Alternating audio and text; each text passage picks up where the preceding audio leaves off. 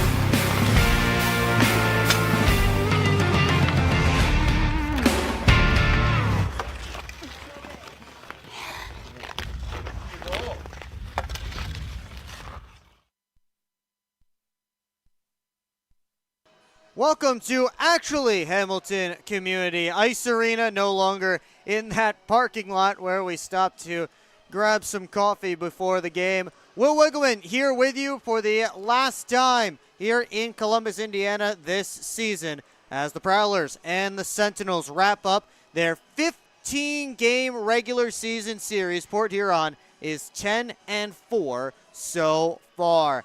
Let's take a look at the last game for each of these two teams. Both of them lopsided scores, but these teams ended up on opposite sides of those scores. We start with the Sentinels, who fell 6-1 in this building to the Topeka Scarecrows on Sunday. The Prowlers will be facing the Scarecrows the next 2 nights at home, as Topeka took 2 of 3 in that series, thanks to Jacob Gagnon and Trevor Graspy picking up 3 points apiece. Cooper Olson made 39 saves for Indiana, making his pro debut.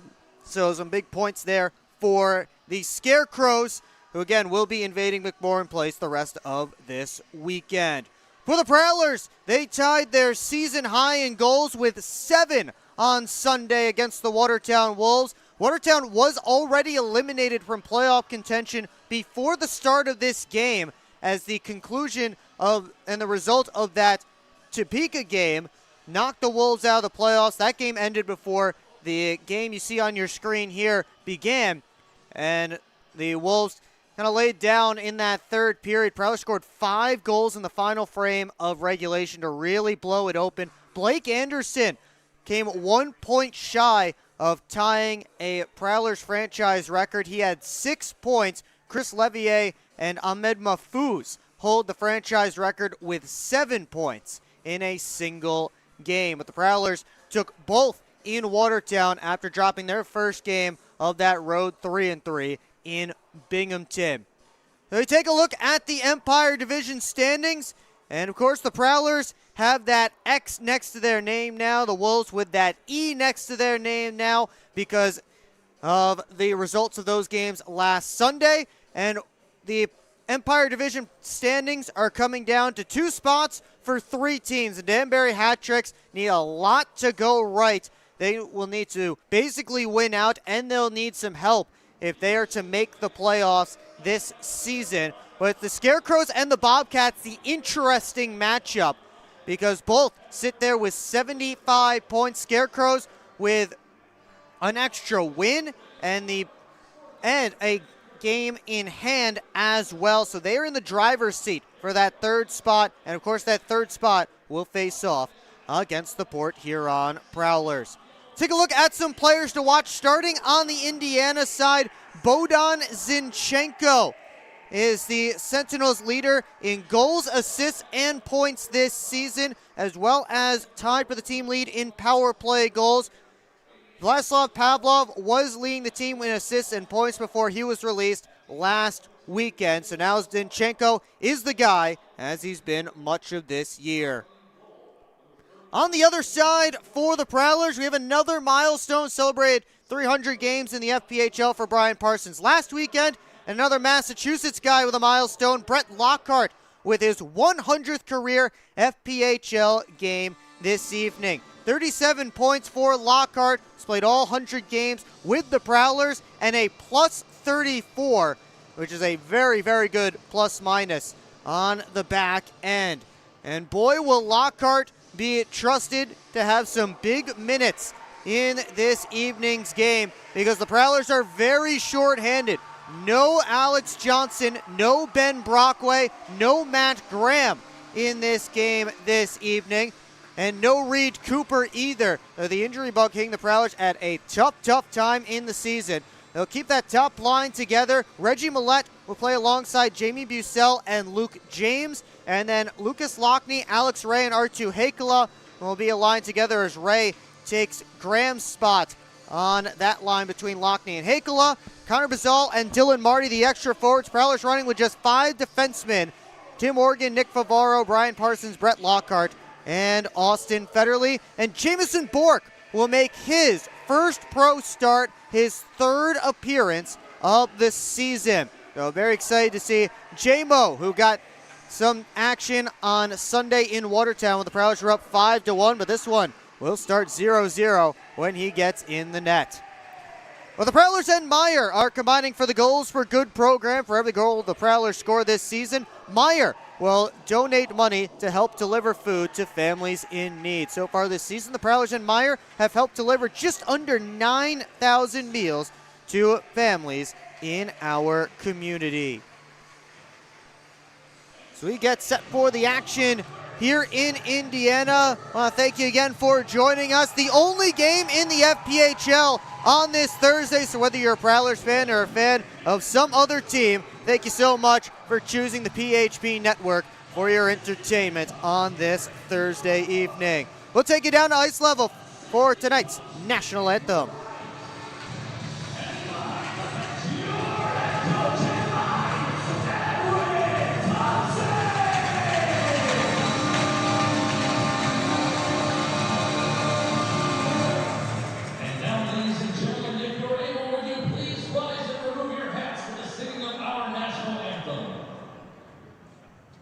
Oh, say can you see by the dawn's early light what so proudly hailed at the twilight's last gleaming, whose broad stripes and bright stars through the perilous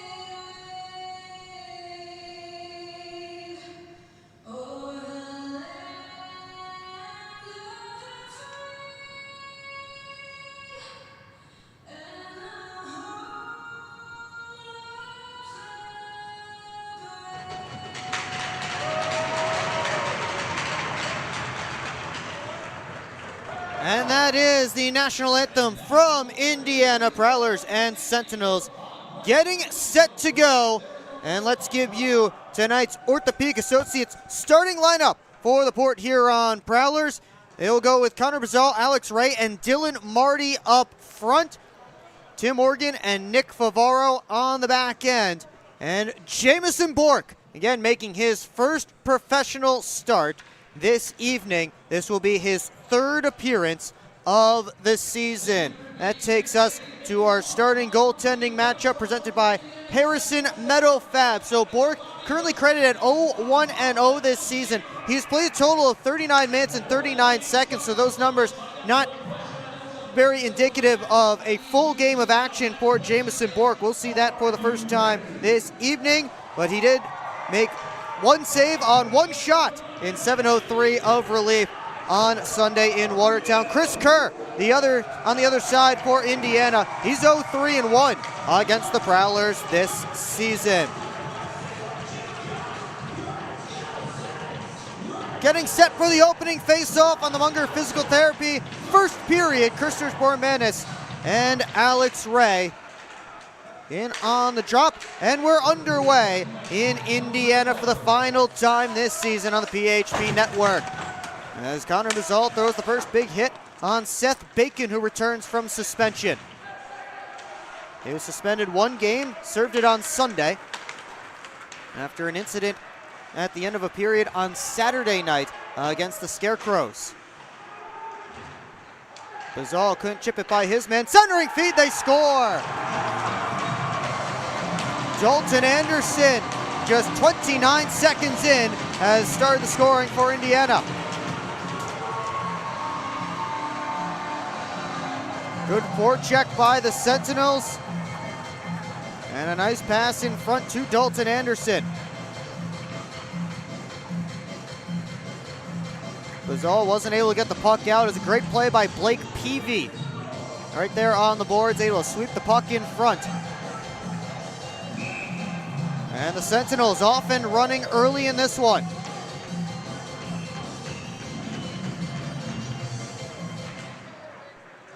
Looks like Reggie Millette is playing center on this line. I had Jamie Bucell listed as the center, but it is Millette playing center on the line with Bucell and James. The Prowlers look to get a response. Millette bounces it up to the line, dump back down deep, and Luke James takes it there. Low to high to Parsons. Back down and around. Bucell collects the puck. Prowlers working it around the outside. James lets it go through. Ponovanov gets there ahead of Millette. One hands it up the boards. Prowlers take back over. Lockhart playing his 100th FPHL game. Got the puck deep. James gave it back to him. Lockhart saucers one across for the pinching Vinny DeCumbis fresh off the bench. DeCumbis had it locked up in the skates with Ponovanov, and out comes Zach Ross, number 89, one of the newest Sentinels. Corey Cunningham on his backhand save by Bork, and he's able to cover up for a whistle and a face-off. 1-0 Indiana. Dalton Anderson's 7th goal of the season, the only one so far, as Indiana scored on its first shot of the game. A nice centering pass on the stick of Blake Peavy.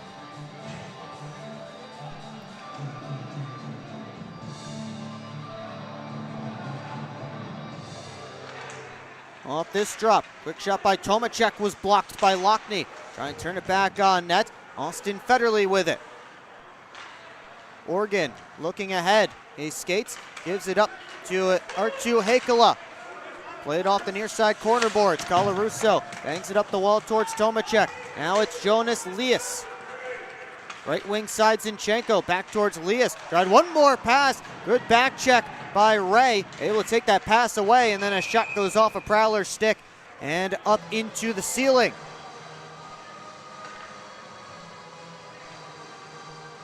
Prowlers still looking for their first shot on net. 2-0 Indiana in that category, just under 2 minutes in. Prowlers playing with 11 forwards and 5 defensemen this evening. They're down a number of players. Matt Graham, Alex Johnson, Ben Brockway, and Reed Cooper all on the list. Johnson was the only one who was also out last weekend. The latter three at least played Friday in Binghamton.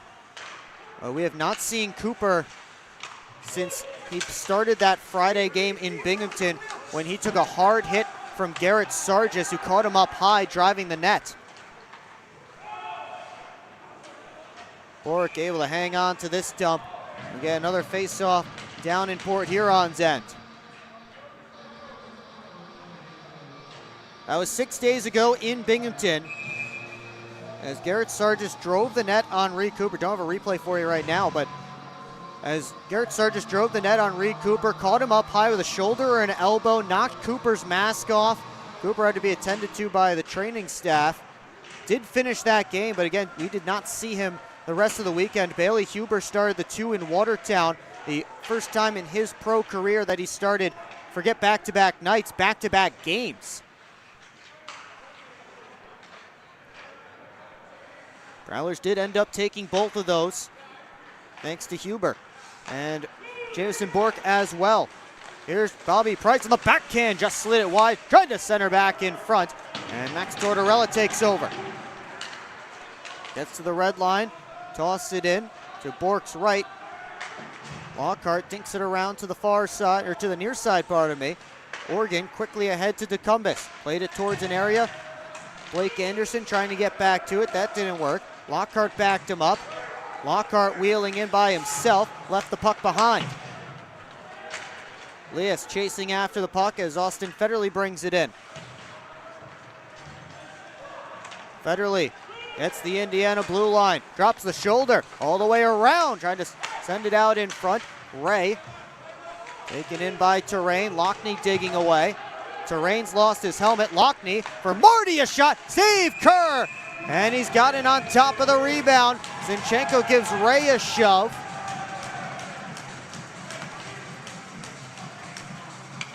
And everybody separated here. We mentioned it in the pregame open, that there was a lot of bad blood between these teams. Of course, when you play a team, it's now the 15th time this season. There will be some nastiness, and see the extra shove there from Zinchenko on Ray after Ray got a piece of Kerr, who was diving out beyond his goal crease to cover the puck. Off this face off, poked over to the corner. Zinchenko towards Cole Ouellette, number 11. One of the newer guys for Indiana, signed on March 13th. Played most of this season before this with Watertown. James waiting for help. Over to Bucell, a shot. Blockered away by Kerr. Bacon gave it to Tomacek. Chased by James. Now Bacon. Tapped ahead to Ouellette. He tosses it in. Indiana needs a change. Parsons off to his left to Oregon. Back for Brian Parsons. Blake Anderson steps over the line, tried to slide it through to DeCumbus. That didn't work. DeCumbus bangs it around the boards. Oregon pinches in from his defensive position. Challenge Ponovanov in the corner. Noah Hippolyte-Smith off the glass, out of the zone. This one will go all the way down and will not have the legs for icing. DeCumbus over for Parsons. Oregon, long pass. Ponovanov lifted. Anderson sticks, so no icing. Ross lets it go through for Corey Cunningham. Right up the gut, Cunningham to his left. Bormanis, a shot off the back glass. Karams to Ross. Took a hit from Price, and out comes Lockhart hustling ahead against Colarusso. Lockhart dangles, couldn't get back to the puck as it slid to Kerr, and he covers up.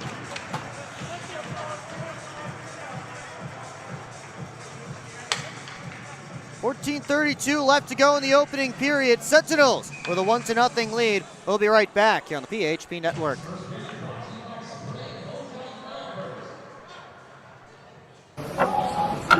This isn't working. LJ, pass me those flyers. No look behind the back pass. It's a whole play. I'll take, come on. Gap up. Close the gap. Close the gap. What are we saying? This isn't working. We need a shift change. Let's bring in the professionals.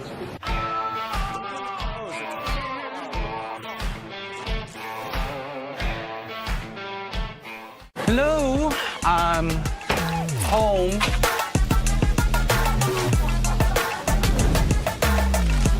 There he is. What is happening? Relax. We won. They brought back the snack wrap. Spicy or ranch? Spicy. Yeah, go. Yeah.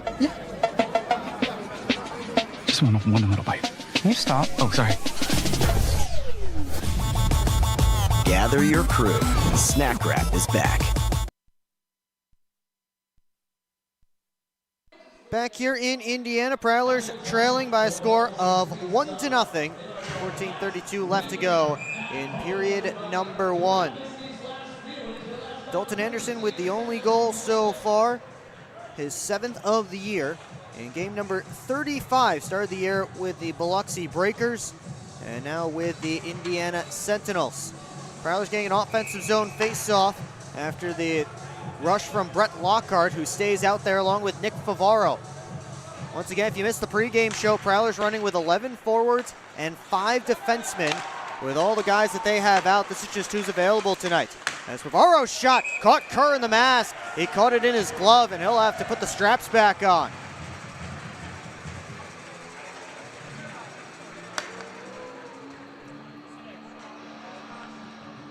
There's the rush from Lockhart earlier.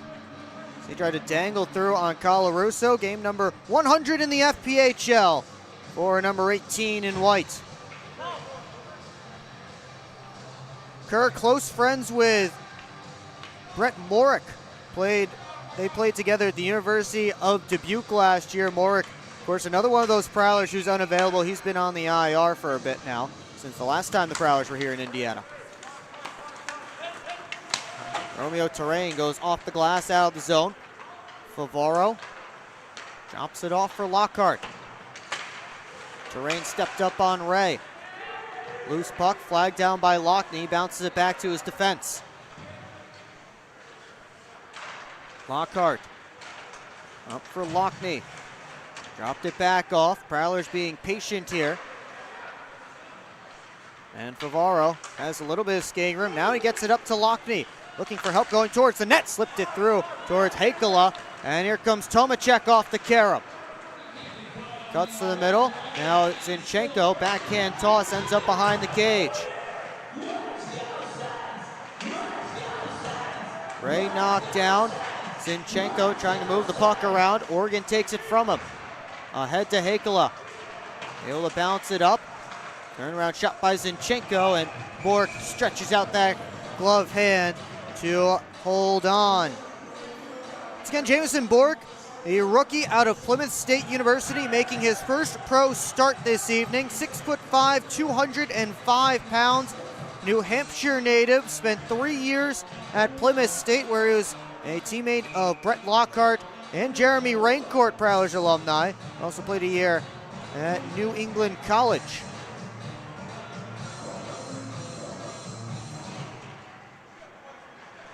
Off this drop. Sent ahead to Bucell. Trying to move it along to Millette, turned over. Here's Peavy. All the way around. Bormanis kept it moving. Bucell stepped in front of Anderson. Parsons drops it back to Lockhart. Off the near side boards. Bazal claps it around. Bucell gets there along with Ouellette. Millette keeps it moving.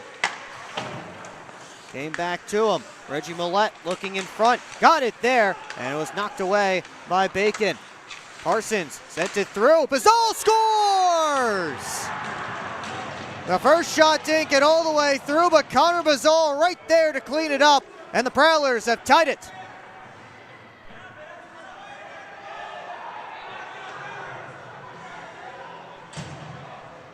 Prowlers just feathering pucks through the net. First one from Parsons got blocked by one of the Sentinels there, and Connor Bazal able to find it and pick up his 3rd of the year. He returned from IR on Monday. This is his first game back. And Connor Bazal gets himself on the scoreboard.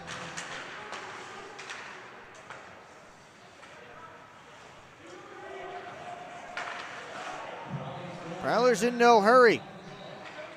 Sentinels just showing a bit of a trap in the neutral zone. The Prowlers were slow, and they were able to get it deep. Anderson couldn't drop it back to the point. It's tossed out, glove down by Oregon. He's knocked to the ice by Hippolyte Smith. And a hand pass here called against the Prowlers. You saw the Sentinels were lining up their neutral zone forecheck. Nobody was even really past that red line, while the Prowlers defense had it back in their own end, and Port Huron wasn't going to force anything, waited for the play to develop. Oregon and Favaro were just in no hurry before they sent that puck ahead. Face off right in front of the Port Huron bench, which is crowded this evening. We'll get into that a little bit more later in the show. As Esposito wraps the puck around, Zinchenko moved it back near side. Lias up top to Colarusso. D to D, Terrain. Colarusso straight on, a shot kicked out by Bork. And the Prowlers played over in the corner. Esposito was knocked down, and a penalty is coming up to Tim Morgan, high sticking the call. And Indiana will get the first power play of the game.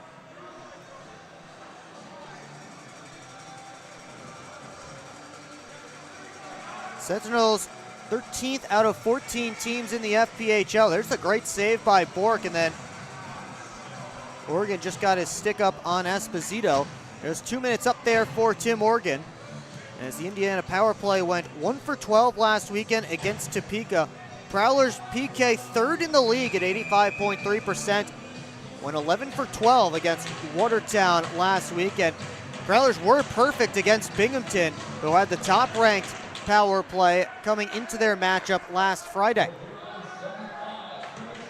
Bobby Price launches the puck down, and it went over the glass out of play, and Price did it from his own end. A 5-on-3 now for Indiana. That's delay of game against Bobby Price.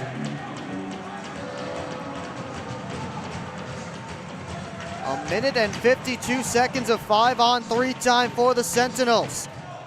Big opportunity for them.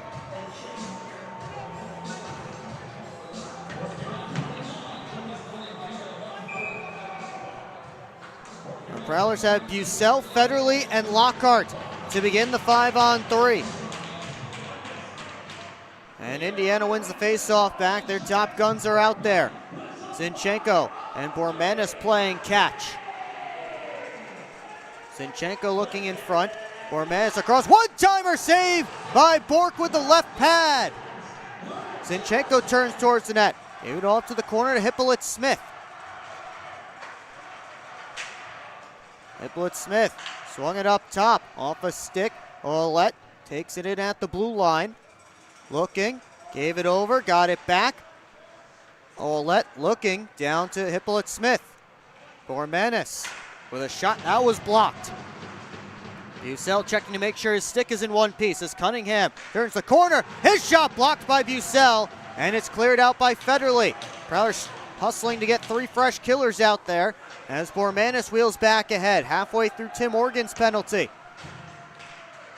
Cunningham. Bormanis up high to Tomacek.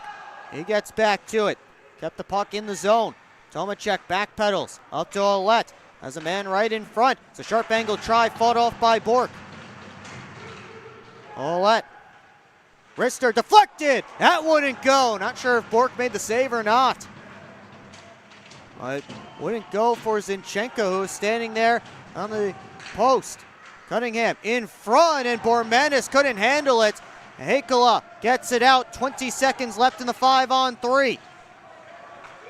Quick up to Bormanis. Peels back along the boards. And his pass was to nobody. It's out of the zone. Oregon standing ready to rejoin the play. Peavy hustles after the puck deep. Poked around Bormanis.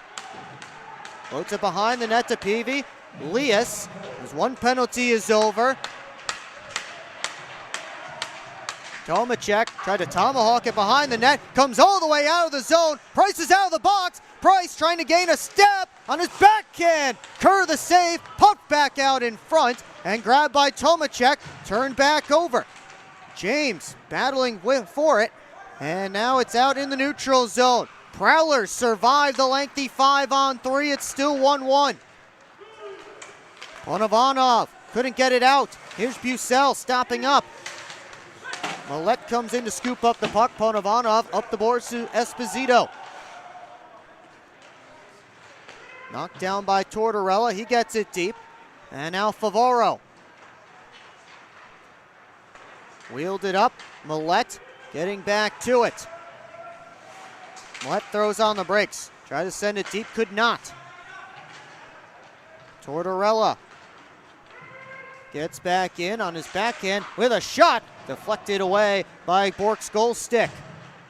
Hippolyte Smith over to Colarusso. 8:40 left to go in period 1. Tortorella slides the puck in deep. Here's Tim Morgan giving it ahead to Ray. Ray makes one move. Able to toss it in deep. Ray and Terrain after it together. Bazal picks off a pass. Oregon at the top, just sent one through, kicked off of Terrain's skate. Ray tried to give it up to Bazal, that didn't work. Ray back on it with a lane to the net. Tried to center for Hakala, couldn't settle it down. And it's moved along to Esposito, dropping the shoulder. Esposito centered out in front, and that didn't work. Bacon right in on Bork, he sticks it up, out of play. Prowlers get through a lengthy PK, and they've tied the score. It's all square here in Indiana.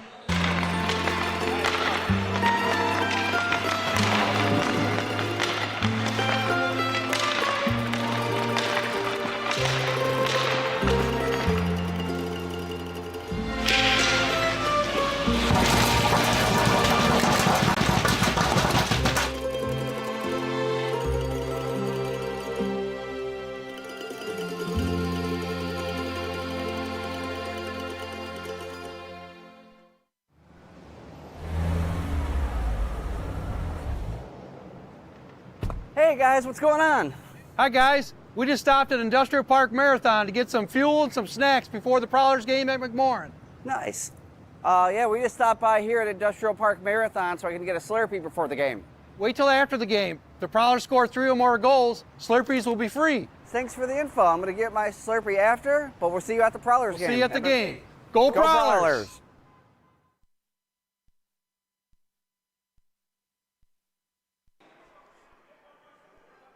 Get an edge in your game with Top Cheese Stick Wax, the official wax of the Port Huron Prowlers. Use code Prowlers15 for 15% off at TopCheeseHockeyWax.com. Back here in Indiana, Port Huron and the Sentinels tied up at a goal apiece. Dalton Anderson scored for the Sentinels, and Connor Bazal has the goal for the Prowlers. Puck dumped in on Jamison Bork, and he hangs on for a whistle and a face-off. Sentinels had a 5-on-3 for 1 minute and 53 seconds after Tim Morgan and Bobby Price took penalties within quick succession, and Indiana managed 3 shots on goal during that power play. They're up 9-4 in that category. Puck fed across. Bacon, a shot blocked by James. Move back up high. Bacon, D to D. Olet steps around Bucell with a shot punched away by Bork. Olet, his shot off a stick.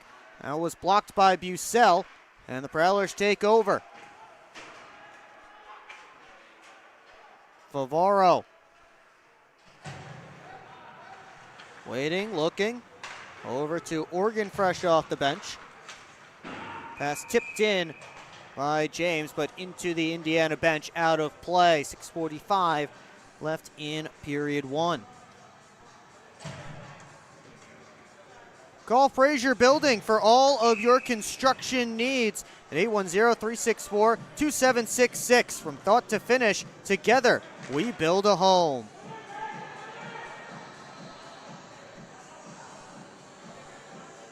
Prowlers trying to build some pressure here off this faceoff. Anderson won it back. And Ryan Parsons takes a look ahead. Under no pressure. Neither is Austin Federley. They'll just continue to play catch. Yeah, it's this passive forecheck from the Indiana Sentinels. Prowlers not trying to force anything, although the pass to Anderson didn't work. Now here comes Blake Anderson into the offensive zone. To Cumbus, tried to center, came all the way out to Federley at the blue line, but he wasn't quick enough into the zone. That puck just snuck over the line offside.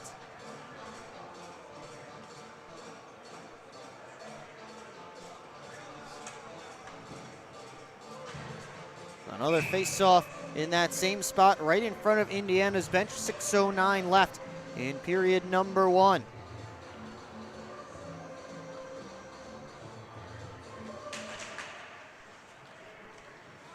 Favaro steps into the offensive end, chips the puck in, heads after it himself. Favaro centering feed, got past Marty as that puck was bouncing. Lazal trying to flag it down. They will knock it off of Bormanis' stick. Lockhart with it. Sends Marty up the right wing side. He slams on the brakes. Ray trying to get back on the puck. Colarusso came back to interrupt him. Colarusso slid it ahead to Peavy. Tortorella dangles and couldn't get around Lockhart. Delayed penalty here coming up against Indiana as Bork is off to the bench.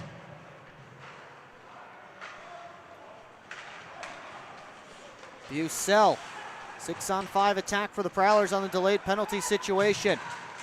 James had the puck stolen from him, and the Prowlers will go to their first man advantage of this game. Let's see who the guilty party is here.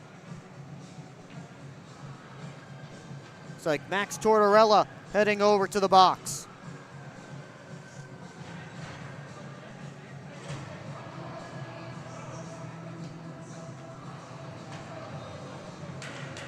Prowlers have not had a shot on net in over 8 minutes of game time. Let's see if they can fix that here. And again, lots of guys out for Port here on this power play unit consisting of Millette, James, Lockney, Organ, and Federley. And Millette gets it back to the line to Organ. Millette looking, shooting, punched out by Kerr. Comes to Hippolyte Smith, who clears. Bork leaves it behind the net for Organ. Up to Federley. Slid it through to Lockney. Enters the offensive zone, drops off for James. Lockney along the boards. Prowlers set up. Lockney's chased by Terrain. Fed it across off a stick and out of the zone. Bormanis was the one who got in the passing lane. Lockney couldn't enter the offensive end. Millette. Federley, and now Lockney has James on his left. Lockney stops up along the boards. Up top, Organ, Millette. Backpedaling, back to Organ. Slid it down to Lockney.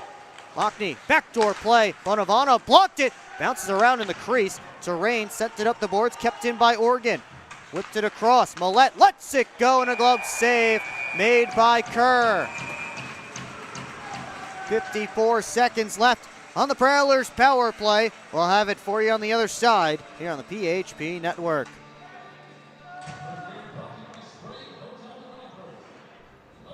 Yeah, I don't know about this one, fellas. Boys, we don't overcome adversity by backing down. But yeah, I don't know about this one. That's reassuring. We're so screwed. All right, boys, here's the game plan.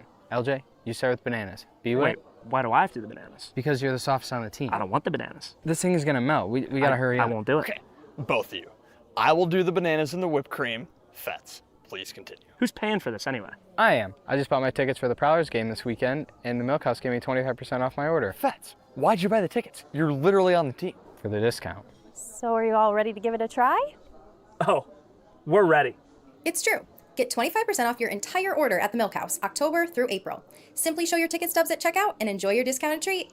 Keep up with your Prowlers all season long on social media. Follow us on Facebook at the Port Huron Prowlers, Instagram at PH Prowlers, and Twitter at PH Prowlers. And you can find more information on our website, phprowlers.com.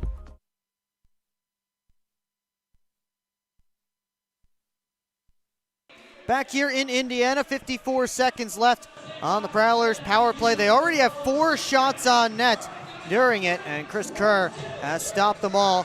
Prowlers switching up the unit here. They go with Price, Hakela, Bucell, Anderson, and Favaro. There you see a very crowded Port Huron Prowlers bench. All 3 of their coaches are staying behind the bench in suits for what may be the first time ever. That might be the most people the Prowlers have ever had on the bench. They have those 3. As Favaro shot deflected wide. Kerr got a piece.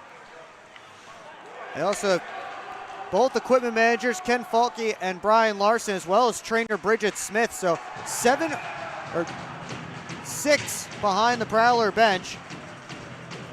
And Prowlers will get 1 lighter on the ice as Nick Favaro took down Bohdan Zinchenko. We'll get some 4-on-4 action here. There you see Favaro swung down Zinchenko. So he'll head to the box. That will take care of the rest of the Prowlers power play.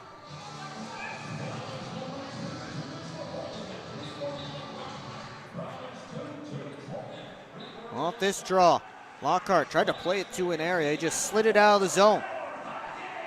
Tossed in by Ouellette. James gets to it. James back on the puck.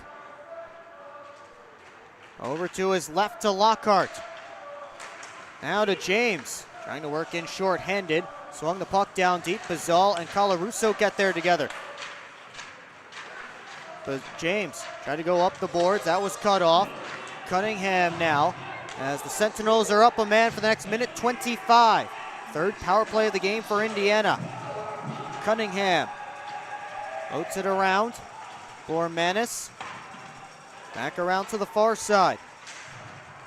And it's cleared all the way down by Lockhart. Kerr looking for a quick up. Didn't see one that he liked. He'll leave it behind the net for Ouellette. Chased out by Price. Bormanis working up. Fed it off to his left. Cunningham had it knocked away as he tried to make a pass, and the Prowlers clear again. 2.5 left to go in period 1. Each team with a goal. All tied up here in Indiana as Zinchenko fires up the left wing side. Drops the shoulder all the way around the net. Zinchenko up high. Colarusso. Ponovanov sent it through. That was blocked. Zinchenko. Bacon wants it. Instead he goes to Colarusso. He fakes. Off to Ponovanov. All the way across. Zinchenko lets it go. Saved by Bork. Popped out to the middle. Ponovanov over to Colarusso. Gave it back. Ponovanov, a wrister. Caught the glass. Zinchenko now cutting in with a shot off a Prowler stick and up out of play with 2 seconds left on the penalty to Nick Favaro.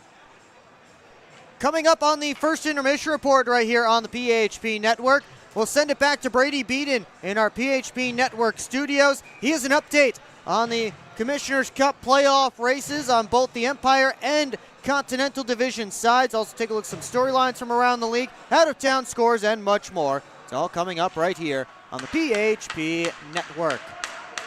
Favaro's out of the box. Prowlers PK now 3 for 3 in this opening period, as in the dying seconds. 90 left to go. Lockhart towards Parsons. Couldn't bring that in cleanly. He goes back to Lockhart. Quickly ahead off a stick. Millette. Now for Parsons. Over to Lockhart. Bucell enters the offensive zone as we hit the final minute. Bucell for Millette. Couldn't bring it through as the Sentinels surrounded him. 2 blue sweaters on him. Parsons towards Millette, just got a touch on it. Elias trying to play it, so is Kerr. It's batted behind the net. Millette working up the wall. Lockhart sends it right back down deep. Hikala battling with Ross. Quick shot by Lockney, blocked by Elias, popped up in the air and off the ceiling. 30 seconds left to go in period 1.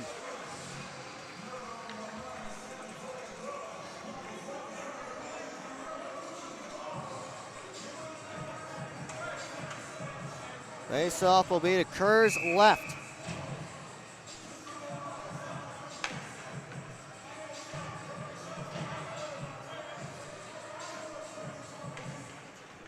Off this drop, puck sits at the dot.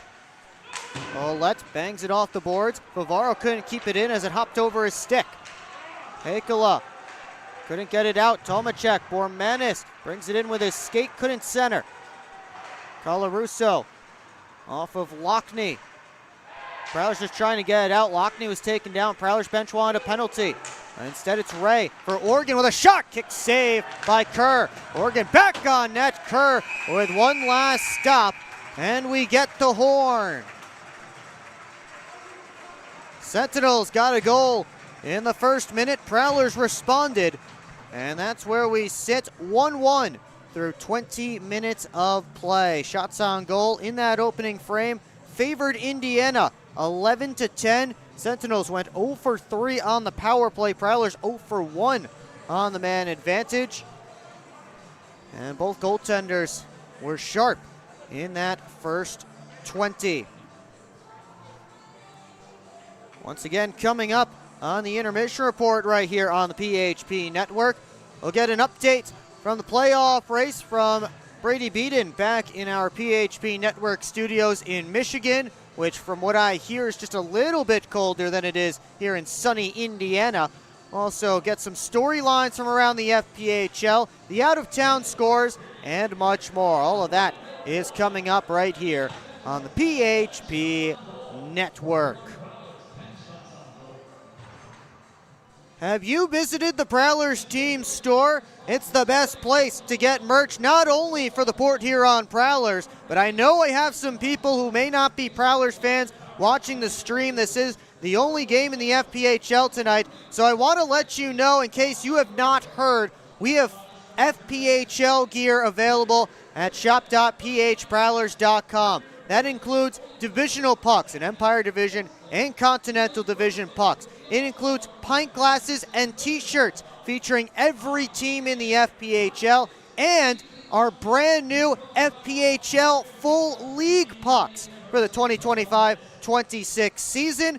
So all of those are available at shop.phprowlers.com, and we do ship nationwide and worldwide. So go check those out. Again, full FPHL gear is available no matter what team you root for. The Prowlers team store has what you need. We will take a timeout here in Indiana and send it back up to Michigan with Brady Beaton. He'll give you an update on the Commissioner's Cup playoff race when we come back here on the PHP Network.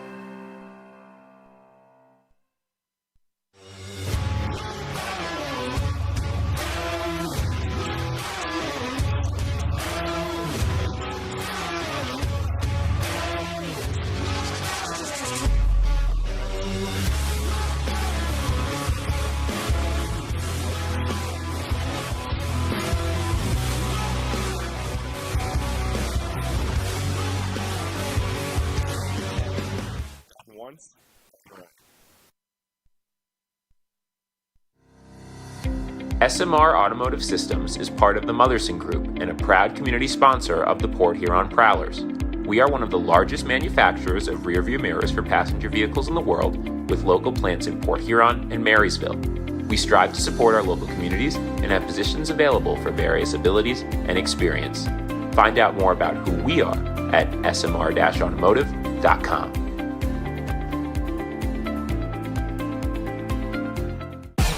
What's more authentic than a Hungry Howie's Detroit-style pizza?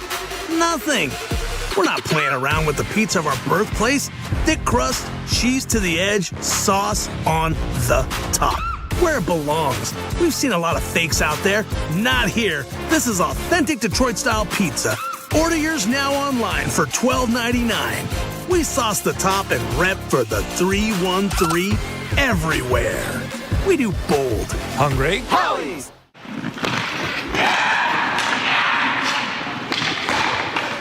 Hockey is like a business. One missed pass can derail the perfect plan.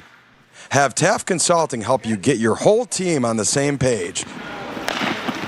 They have the expertise to help you follow through on all your goals.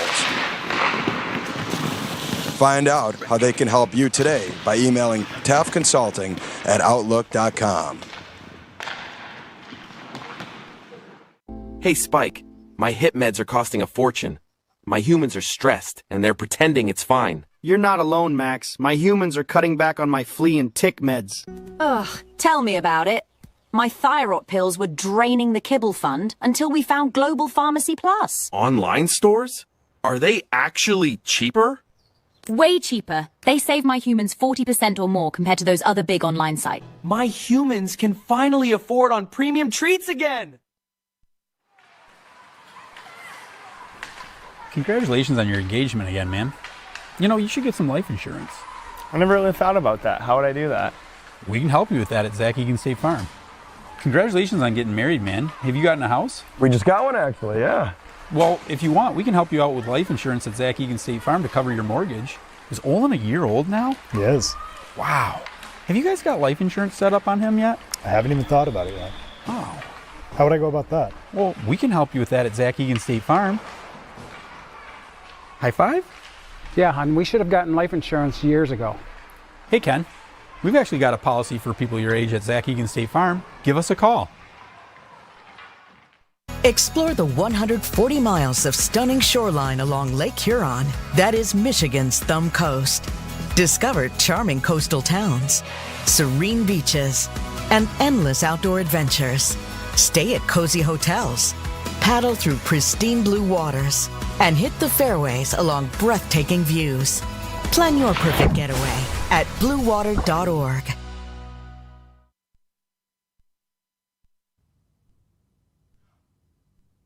Back here on the PHP Network, first intermission, your Prowlers are tied up with the Indiana Sentinels 1-1 in their final meeting here in the 25-26 season. Now, coming into this weekend, not everything wrapped up for the Port Huron Prowlers. They still have a few things to check off their list. The main one is getting home ice. They had clinched previously last weekend to make the playoffs, to guarantee their spot in the Commissioner Cup's playoffs. Let's take a look at what's going on, not just with the Prowlers, but around the whole league. Let's take a look first at the Empire Division. As you see, the Binghamton Black Bears, they have clinched everything. Now, they still might have to play to clinch potentially home ice in the Commissioner's Cup finals. That is still up in the air, but they have clinched another Empire Division title. They are no worse than, well, first place. They're going to get 2 home playoff series as long as they keep winning. Now, the Prowlers, if everything goes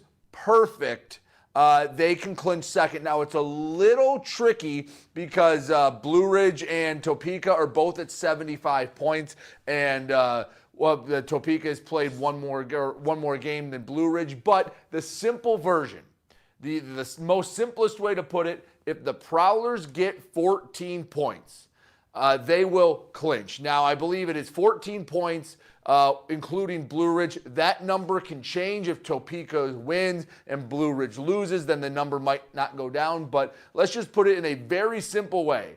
5 more regulation wins, regardless of what anyone else does, gives the Prowlers home ice advantage. Now, Danbury, They have a shot. It's not a good shot, but they are still in the hunt. Their tragic number is 11, and when I say tragic, the opposite of magic number, that is to be eliminated. Now, the good news is they can hope one of Blue Ridge or Topeka falls off, and in fact, Danbury, probably big Prowlers fans this weekend, hoping for a sweep of the Topeka Scarecrows. Now, let's go on to the Continental Division, where Athens is in first place with a little bit of a lead. Despite Monroe's lengthy win streak earlier in the year, Athens is in the playoffs, as is Monroe, as is Columbus. Now, obviously, you see Monroe and Athens. They are battling for first place. Still 23 points away for clinching for Athens. That's something you won't really get into until, a couple weeks down the road. That could be a race that goes all the way until the end of the season for the Athens and Rock Lobsters and the Monroe Moccasins. PD in their inaugural season is trying to find their find their way into the playoffs. The Twin City Thunderbirds, they're not pardon me, they are not used to missing the postseason. They are in a tough spot. PD 14 points away. Now let's go look at the bracket to see what it would look like. This is if the playoffs started today, with the playoffs being brought to you through the Prowlers by Proper 12. Pretty straightforward. Win your division or play against your division. You'll meet a team in all likelihood that you haven't seen at all this year. In fact, Port Huron has not played anyone on the left side of that bracket this season. You're starting to get a better playoff because now you're getting a less percentage of the teams that make the playoffs. Those that have been Prowlers fans for a long time remember when 4 out of 6 teams made the playoffs. So you were getting bottom half teams in the league that weren't making the playoffs. Now, 4 out of 7 are making it in each division. So the threshold to get to the postseason is getting a little tougher each and every week or each and every year, I should say, as Port Huron trying to clinch home ice advantage. And that starts here against the Indiana Sentinels. Not that this game is do or die by any means. The Prowlers have done their work. You go back a few weekends ago to when they played Topeka and took 8 of 9 points out in Kansas. That kind of solidified the fact that they are in the driver's seat. They have a half-lap lead on the Scarecrows for second place. And Blue Ridge has been playing better as of late. Hey, first half of the season, it was maybe they'll make the playoffs, maybe they won't. They were kind of clumped together with Watertown and Danbury. I'll give the Bobcats credit. They have pulled away since then. And that could be a race that comes down to the very end. And, well, we'll see. Prowlers, they can control it a bit with the games against the Scarecrows, but they're going to have to sit back and wait to see who they match up against. Have a matchup against Indiana. Yeah, it's McMorran Experience. This is Prowlers Hockey. Get your tickets for the show now at phprowlers.com/tickets. Keep up with your Prowlers all season long on social media. Follow us on Facebook at the Port Huron Prowlers, Instagram at PHProwlers, and Twitter at PHProwlers. And you can find more information on our website, phprowlers.com. Here on Prowlers Hockey is presented by Proper 12 Irish Initial shot at the Port Huron Prowlers.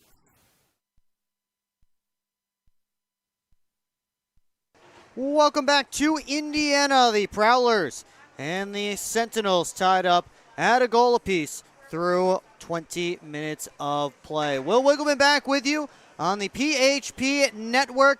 Thanks so much for joining us this evening. And before we get to the rest of this one and into the second period, let's take a look at what's going on around the FPHL. We start with our thumb rust control FPHL storylines. And we do have a collegiate signing here for the Binghamton Black Bears. Mason Hohen, the captain at SUNY Potsdam. He signs with Binghamton, so another big get for the Black Bears as they continue to be active in the collegiate signings. This one will matter to the Prowlers tomorrow. Avery Smith was on loan in the ECHL with the Allen Americans, and Smith is now back with the Scarecrows. He is expected to play this evening against the this weekend against the Prowlers in Port Huron. So that will be somebody that the Prowlers will certainly have to pay attention to. He brings another element to that Scarecrows lineup. So he'll be an important guy for Topeka, to have back. And then some guys that will not be in their lineups for a little bit. Those are Tucker Scantleberry and Dustin Paralat. There was an incident in the last game between those two teams on Tuesday. The Moccasins and the Rock Lobsters, and Scantleberry and Paralat were both fighting. There was a linesman in between. The linesman's bucket popped off. It was a mess. They both get 3 games. This is the only game in the FPHL today, so that means we bring back the local sports scoreboard. No better time of year to have the local sports scoreboard. It is March Madness time. We start with the NHL, the Montreal Canadiens, and the Detroit Red Wings. There are scoreless early stages of period 1 at Little Caesars. The Detroit Pistons are on the road visiting the Washington Wizards, and it's 17-9 in the first quarter in our nation's capital in favor of the Pistons, as they are being led by Denise Jenkins, who has 5 of those 17 points in the early going. Michigan State took care of North Dakota State. The 3-seeded Spartans are moving on in the NCAA tournament, 92-67. The victory for the Spartans. They were led by Carson Coopers, 20 points and 10 rebounds. So they are moving on to round number 2. Michigan is getting set to tip off against a 16-seed Howard, who beat UMBC in the first 4 yesterday to earn the right to take on top-seeded Michigan in the Midwest portion of the bracket. So the Wolverines and the Bison get underway in just a few minutes. Michigan, of course, a heavy favorite in that one. Of course, here the Prowlers and Sentinels tied up at a goal apiece. The local sports scoreboard is presented by Love After Hours Boutique and Boudoir. Use code Prowlers for 15% off at Love After Hours. Now let's take a look back at this game. We go to our Gunther Graphics game stats through 20 minutes of play. Shots 11-10 in favor of the Sentinels. They had 3 power plays to the Prowlers 1, but both penalty kills were perfect in that opening 20 minutes.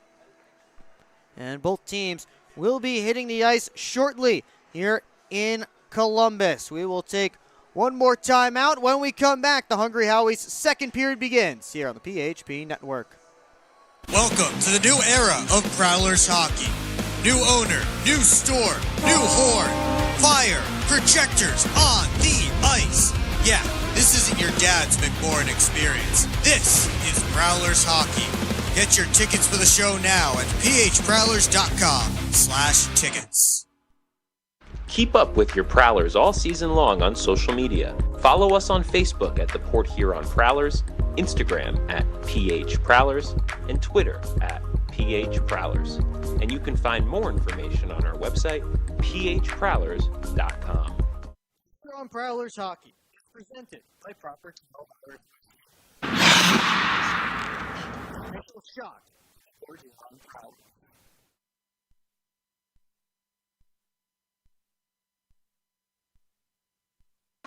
Back here in Indiana, both teams hitting the ice here, and at Hamilton Community Ice Arena in Columbus, as the Prowlers and the Sentinels get set for period number 2.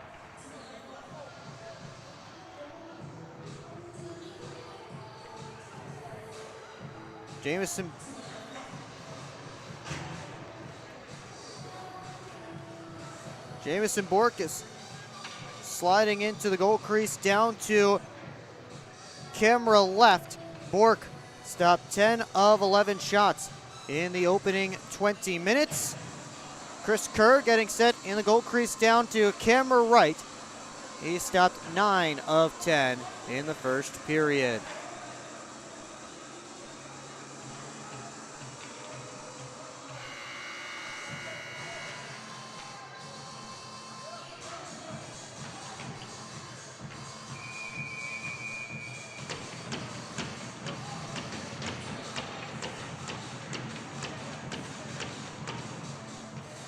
They're getting set for period number 2, the Hungry Howies' second period here on the PHP network.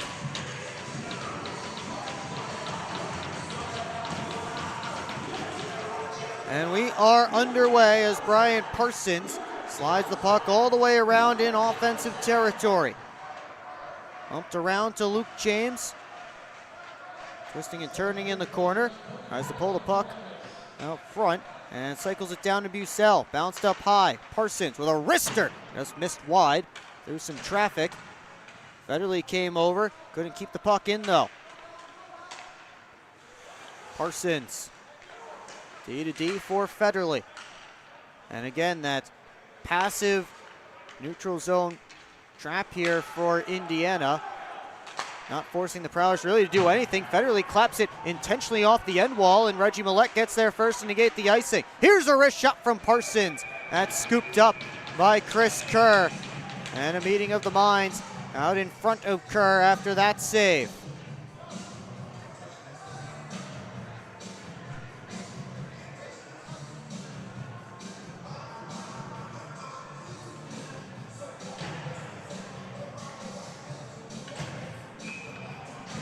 Faceoff will be to Kerr's right as Vinny DeCumbus' line is out there. Price wheels around the net, tried to wrap it. Kerr has it underneath. And it doesn't go over the line. Now battle ensuing. Tomacek trying to get after DeCumbus. Linesman in between them. DeCumbus has dropped one of his gloves. Jonas Lias also getting involved as the linesman trying to wrestle Vinny DeCumbus away from 2 Sentinels.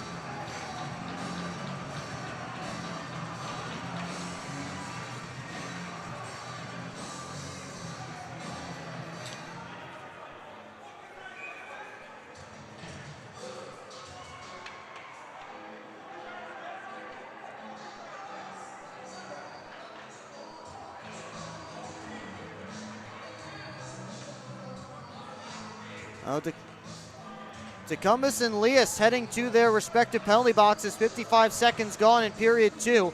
We'll see if this affects on-ice manpower.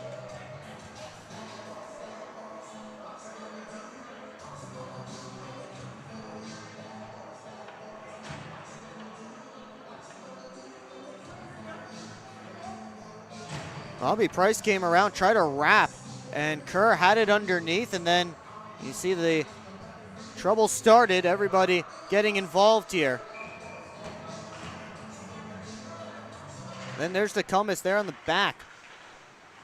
As we're back underway, Chop Lockhart a drive, and that was Brett Lockhart with a blast that Kerr is able to hang on to. 6 seconds gone in what is now 4-on-4 hockey. As Jonas Lias and Vinny DeCumbus are in the penalty boxes.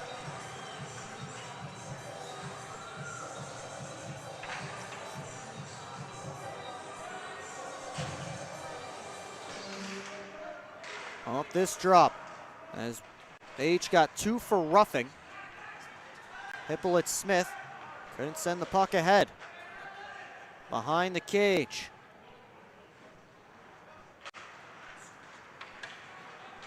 Colarusso, right wing side, Hippolyte Smith working in with a pass across, and Zinchenko couldn't get a good touch on it. That puck was in the air. Hippolyte Smith, Colarusso. Sharp angle, slid it right towards the net, and Bork covers up.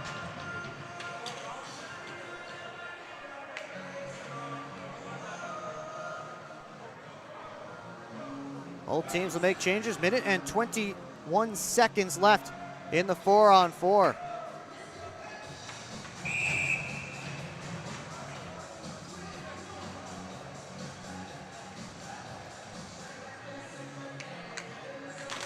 this draw.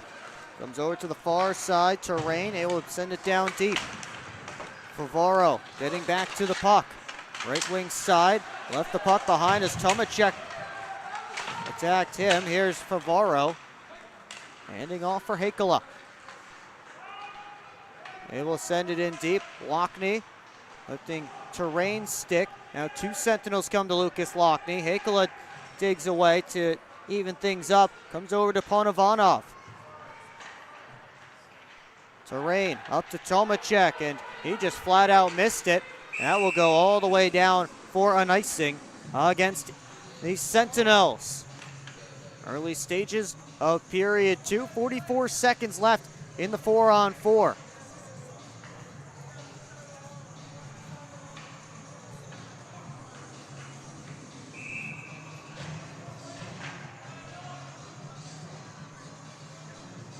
Blake Anderson set for this face-off. Draw against Bormenis. Off the drop, puck battled for, and Ponovanov able to bounce it around to the far side. Terrain ahead to Bormenis, working on Federley. First there's Bormenis, gets the puck deep, and then goes over top of Austin Federley, who dropped the hip. Price wheeling in with a shot off a stick and wide. Pinching in is Lockhart. Ponovanov gets to it. That's it behind the net. Moved up the near side. PV ahead to Bormenis. Drops it back.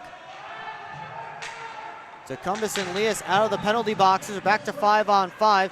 The puck was floated ahead towards Lias. Parsons stepped it up there.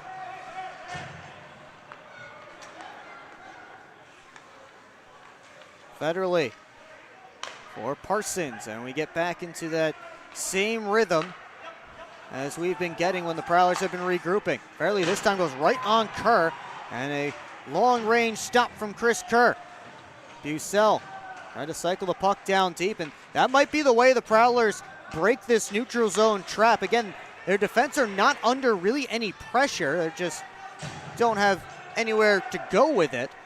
But Federley has done that a couple of times, clapping the puck deep into the offensive end. First time he did it off the backboards and let Reggie Millette get to it first, as he timed it with Millette. That time now off of Chris Kerr, and because the Sentinels are doing it again, I have all kinds of time to explain this to you.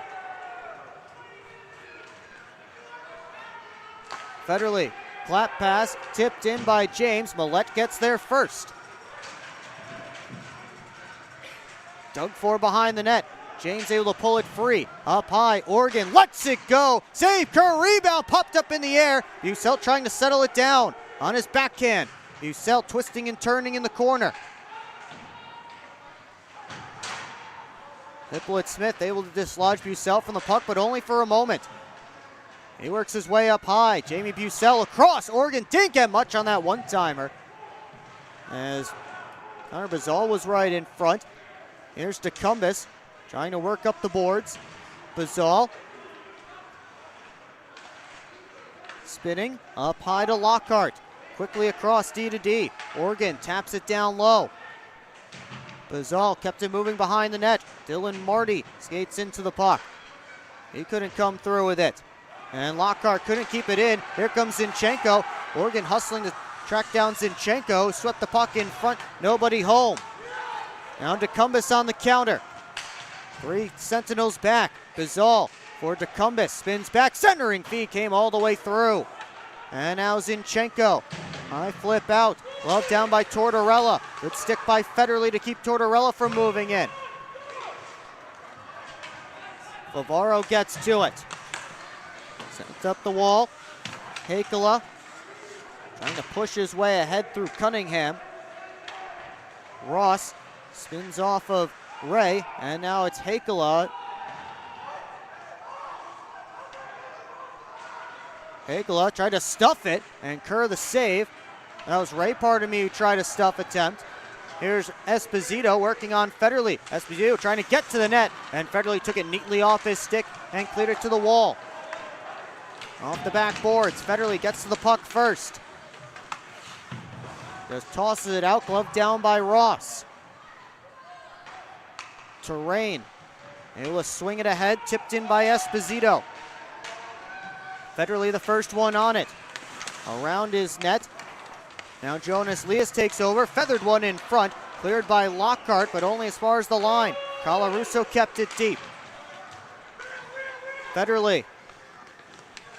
Looking ahead off the glass. Kept in only for a moment as Lockhart skates out with the puck. He gets the red line, sends it around, and allows the Prowlers to get a much-needed change. Indiana sends the puck all the way down, and it just does reach for icing. Although Phil Tomacek not happy with that call. Neither is Everett Thompson, and we will take a timeout. 13-13 left to go in period number 2. Prowlers and Sentinels still tied at a goal apiece.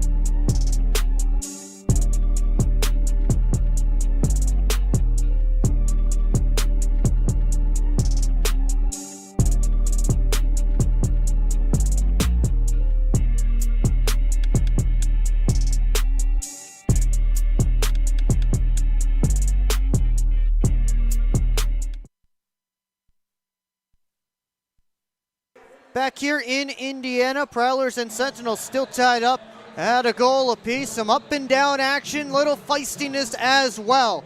We've had a lot so far in this game. And again, just goals from Dalton Anderson and Connor Bazal all the way back in the first period. On the board right now. Prowlers with an offensive zone faceoff following an Indiana icing. Jamie Bucell's line out there. Will draw against Jonas Lias.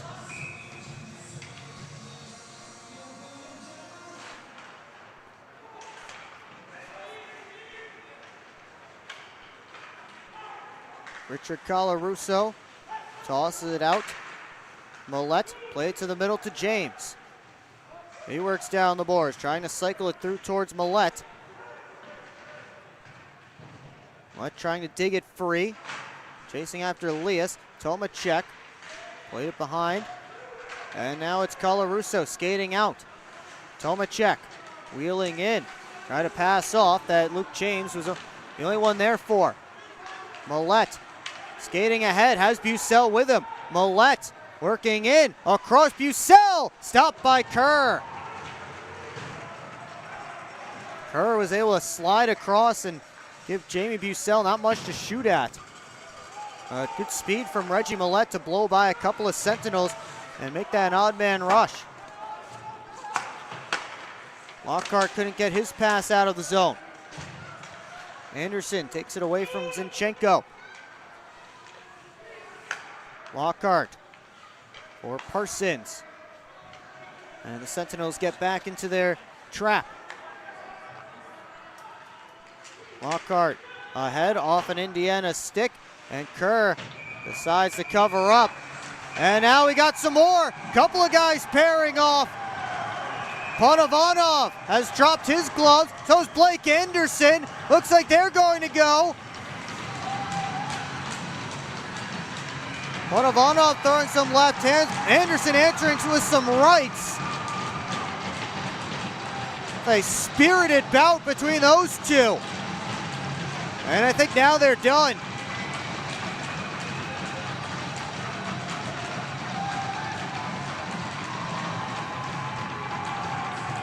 Both benches up and cheering for their guys after that one.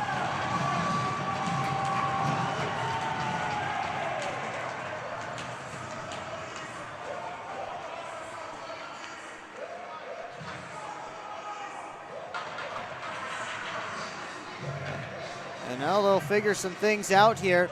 Should just be 5 each for fighting. We take another look.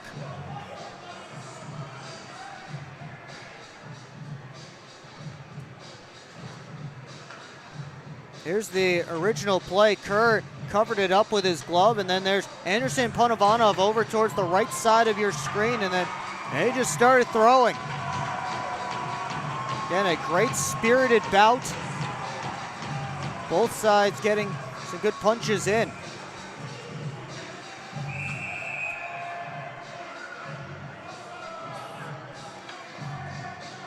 Now they ask Noah Hippolyte-Smith to lead this face-off.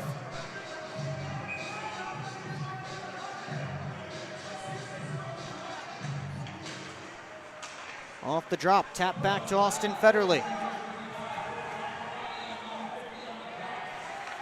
Organ for Ray. And now Federley once again. Ray harassed by Cunningham. Prowlers trying to force the Sentinels maybe out of that trap, but they go right back into it. Federley claps it ahead to Bazal. Over for Ray. Bazal couldn't settle it down. Indiana couldn't clear. Esposito now over to the near side boards. Chipped ahead by Cunningham. Federley backpedals. Over for Organ. Slid ahead to Ray. 9 minutes gone in period 2. As Connor Bazal tips it in on Kerr, who clamps his glove down for a whistle and a face-off.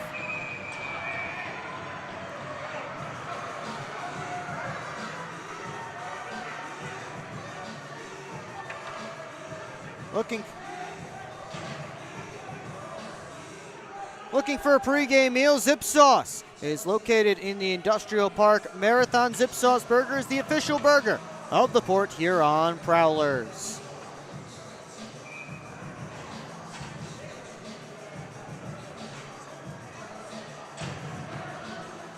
Prowlers up big on shots on goal in this game, 10-1. They're up 20-12 for the game. Get 10-1 here in this second period. A lot of action down in Chris Kerr's end. Phil Tomacek able to get it out of his zone. Port Huron looking to put it right back that direction. Parsons. Favaro. Slowly ahead to Millette.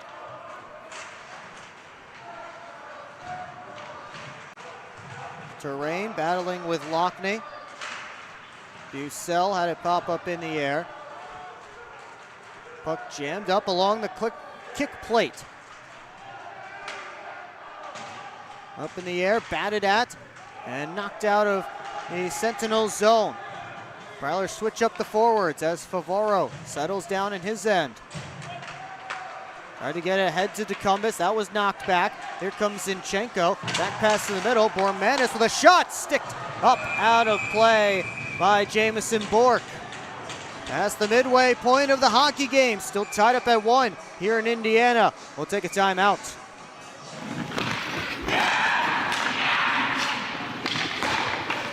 Hockey is like a business. One missed pass can derail the perfect plan.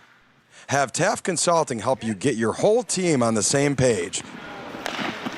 They have the expertise to help you follow through on all your goals.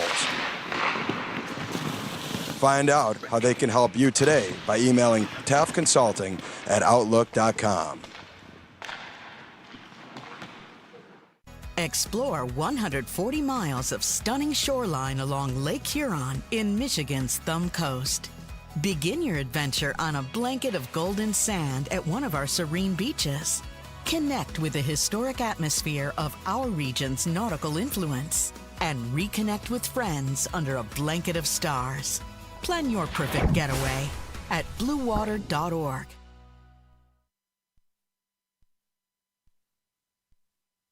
Back here in Indiana, 9:50 left to go in the Hungry Howie's second period.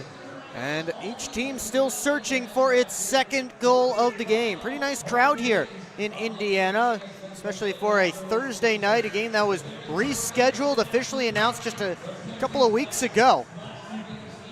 This one was originally supposed to be played on January the 25th here in Hamilton Community Ice Arena, but winter storms in Columbus forced the city to shut down, and they said you cannot play on that night. So, and to reschedule it, and now here we are.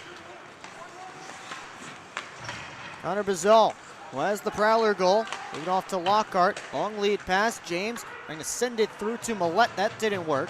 Back the other way comes Esposito, chasing back after the puck. Esposito in the spin-off pressure.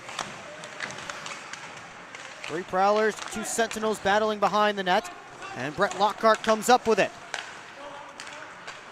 Millette tossed it over to the near side. James with an outside shot that was handled by Kerr. Parsons couldn't bat it back deep. Ross over to Tomacek. Rims the puck around. Parsons comes to grab it on the other side. Federley. Toss it ahead, hit his own man Millette. Back in comes Lias. On his backhand, Jonas Lias. Spotted in front, they score! Corey Cunningham on the receiving end of the backdoor pass. Indiana is back in front.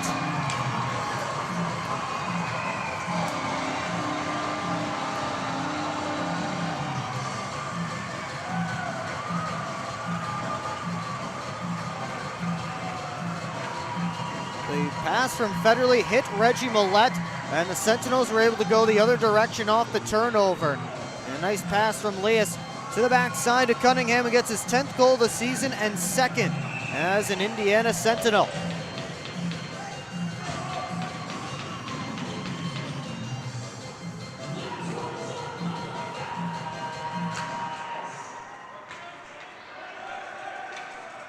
Alarusso, indirect pass off the boards. Here come the Sentinels looking for more. Anderson off the boards. Oregon able to chip it ahead to Marty. Sent right up the strong side. Favaro to Cumbus. Looking towards Price. Missed him, and that is an icing against the Prowlers.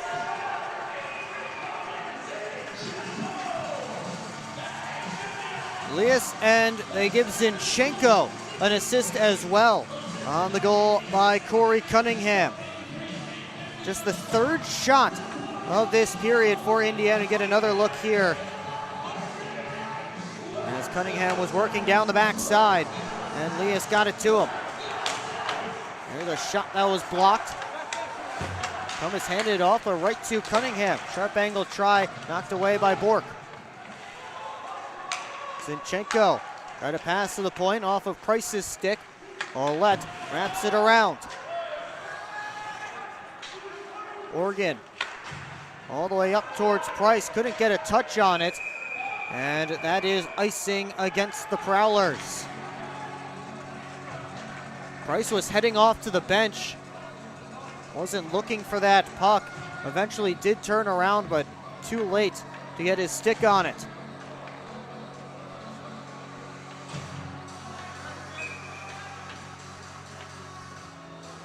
Face off over to Bork's right. Cumbus and Dalton Anderson in for it.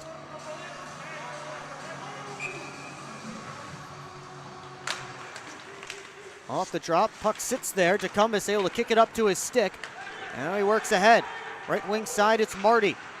Shot on, save Kerr. And no rebound. Marty with a hand on his chest from Tomacek.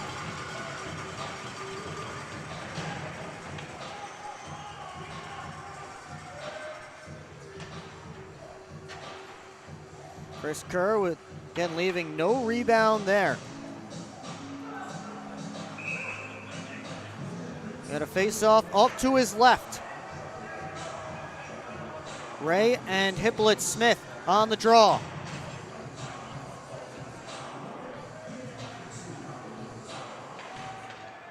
Off the drop, comes back to the line. Lockhart, Curlin drag shot. And Kerr able to make the save and hang on. Under 8 to go in period 2. Corey Cunningham with the most recent goal to break a 1-1 tie. Sentinels have their 2nd lead of this game. Off this drop. Sent around, and Tomacek couldn't bring it in cleanly. Loose puck near the red line. Hippolyte-Smith smushed to the boards by Ray. Hakala able to slide it out. Indiana puts it right back in. Lockhart waits for it on the near side. Reverse up the wall. Hakala and Cunningham come together. Kept in the zone. Lockhart grabs it under pressure from Tomacek. Got it ahead to Lockney. Tipped right in. Kerr plays it away from the oncoming Ray. Ray now has it. Hakala slams on the brakes. Fed it across. Lockhart walking. Moved it down deep. Ray kept it going along. It's Corey Cunningham who takes in the puck. Tossed right in on Bork. And he hangs on with the glove.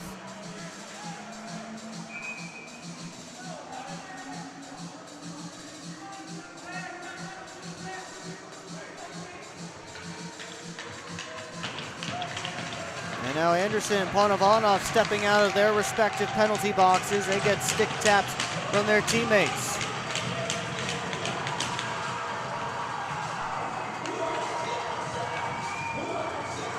Face-off coming to Bork's right.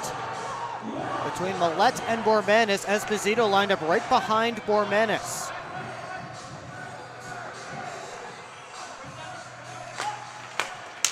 Tap to Organ. Up to James. He works ahead. Off the wall. Bucell and Colarusso come together. James digging forward along with Bormanis as it's stuck between Colarusso and Bucell's skates. Now Bucell able to slide it up the wall. Favaro. Soft wrister off the backboards. Millette down to James. Millette looking. Able to get it up top. Favaro lets it go. Punched up in the air by Kerr. Bucell now. Behind the net. Up high. Oregon thought about the blast. Instead he goes back down deep. James has two Sentinels on him. Colarusso comes up with the puck. And it's tossed out. Favaro able to sweep it away from Esposito. Anderson working in. Drops it for James. James, nice move with a shot. Save Kerr. And the rebound knocked out of danger. Leah sends the puck all the way down. Lockhart wins the race. And icing called against the Sentinels. Take the stress out of vacation planning and get access to exclusive deals with Magical Vacation Planner by Ralph Lake. Email him at r.lake@magicalvacationplanner.com, the exclusive road trip partner of the Port Huron Prowlers.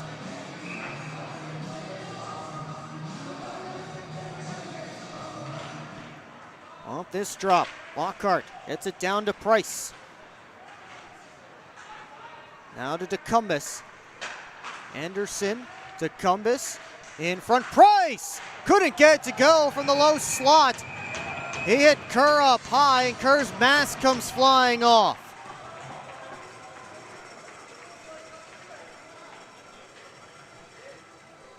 Bobby Price had a grade A opportunity and hit Chris Kerr in the face, and he felt the straps come loose, so he took the mask off so he could get the whistle. Good stop there from Kerr. Keeps the Prowlers at 2-1.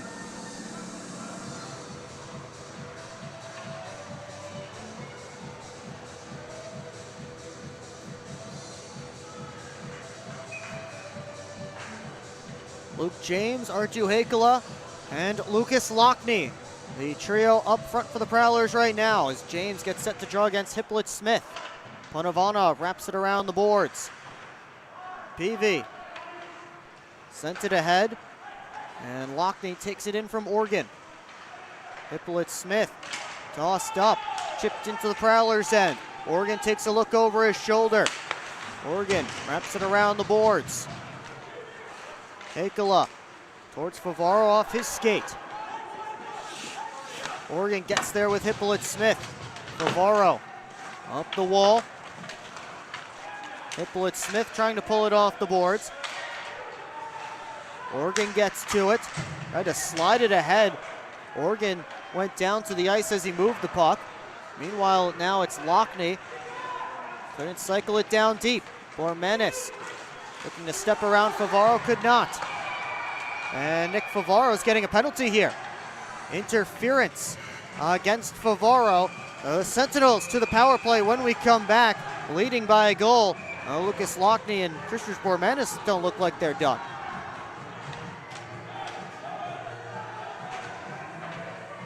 Now everybody's separated.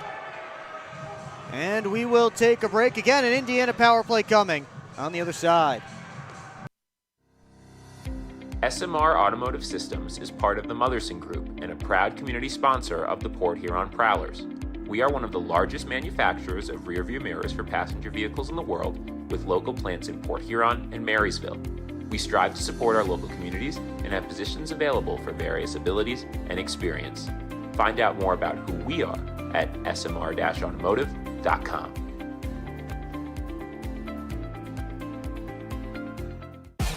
What's more authentic than a Hungry Howie's Detroit-style pizza? Nothing. We're not playing around with the pizza of our birthplace. Thick crust, cheese to the edge, sauce on the top. Where it belongs. We've seen a lot of fakes out there. Not here. This is authentic Detroit-style pizza. Order yours now online for $12.99. We sauce the top and rep for the 313 everywhere. We do bold. Hungry Howie's. Back here in Indiana, Nick Favaro is in the box. 2 minutes for interference. And the Prowlers have to go back to the PK. You see Favaro there chatting with Alex Johnson, who's missing his 4th straight game. Johnson is on the IR. Sentinels are 0 for 3 on the power play so far this evening. These are the first games that Johnson has ever missed due to injury as a member of the Prowlers. And Zinchenko slides it down to Peavy. Up high, Ponovanov, Colarusso. Looking in front, dropped it off. Ponovanov stepping around Price. Spins back. Colarusso now. Walks in. Drops it off. Tomacek to the net. Rose over top. Knocked down by Zinchenko. Zinchenko looking for a play. Peavy, one-timer, fanned on by Tomacek. And Reggie Millette skates out shorthanded. Ponovanov with a quick up that hopped over Zinchenko's stick. Federley able to saucer it all the way down. Prowlers looking to get a change. Ponovanov had some trouble there as Blake Anderson was wheeling behind the net on the forecheck. Ponovanov has it now, off to Hippolyte Smith. Rink-wide feed. Cunningham steps in, and he and Lockhart went into the boards hard. They both seem to be all right. Meanwhile, Anderson couldn't dangle around a Sentinel as he worked up shorthanded. 42 seconds left on the Sentinels' power play. Bormanis able to chip it around, get back to it. Moved it around behind the net. Anderson able to clear.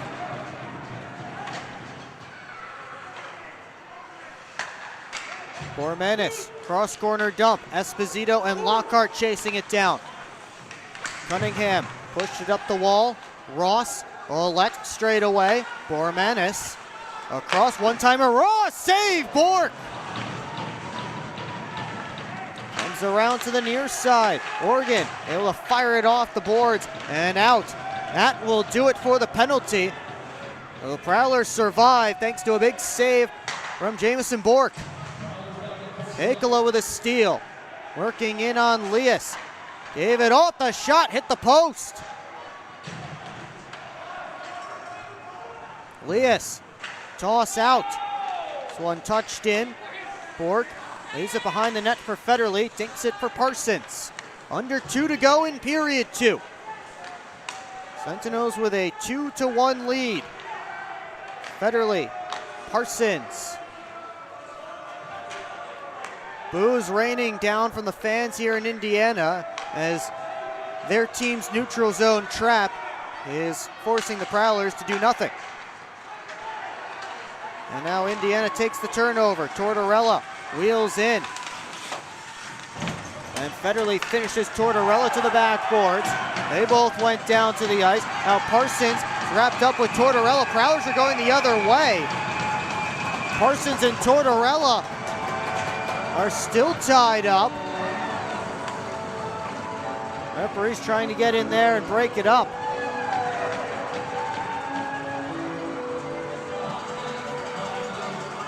Tortorella's now lost his bucket.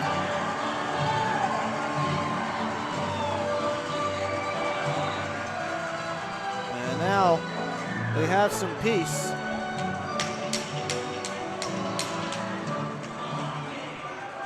Both of them are separated.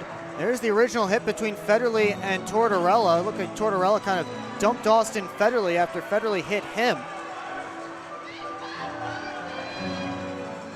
We'll figure some stuff out here. We'll tell you what's coming up in the second intermission report right here on the PHP Network. We'll have highlights and analysis from the first 40 minutes of play. Also take a look at some out-of-town scores. Keeley's Corner as well. It's all coming up right here on the PHP Network.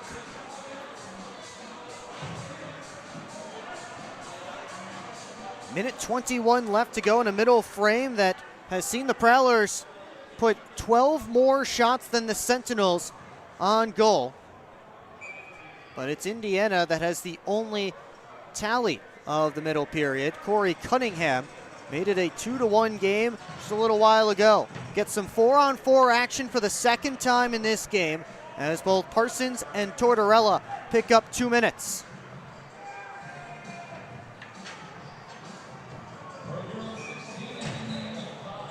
Roughing called on both of them. And it was unfortunate for the Prowlers as they were going the other direction with a chance. At least they get the offensive zone faceoff between Millette and Zinchenko.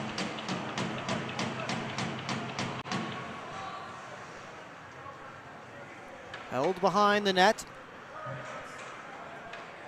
Millette steps out to his left. Tomacek working on Millette. Zinchenko sends it all the way across to Colarusso. Slid down deep and Favaro takes over. Price.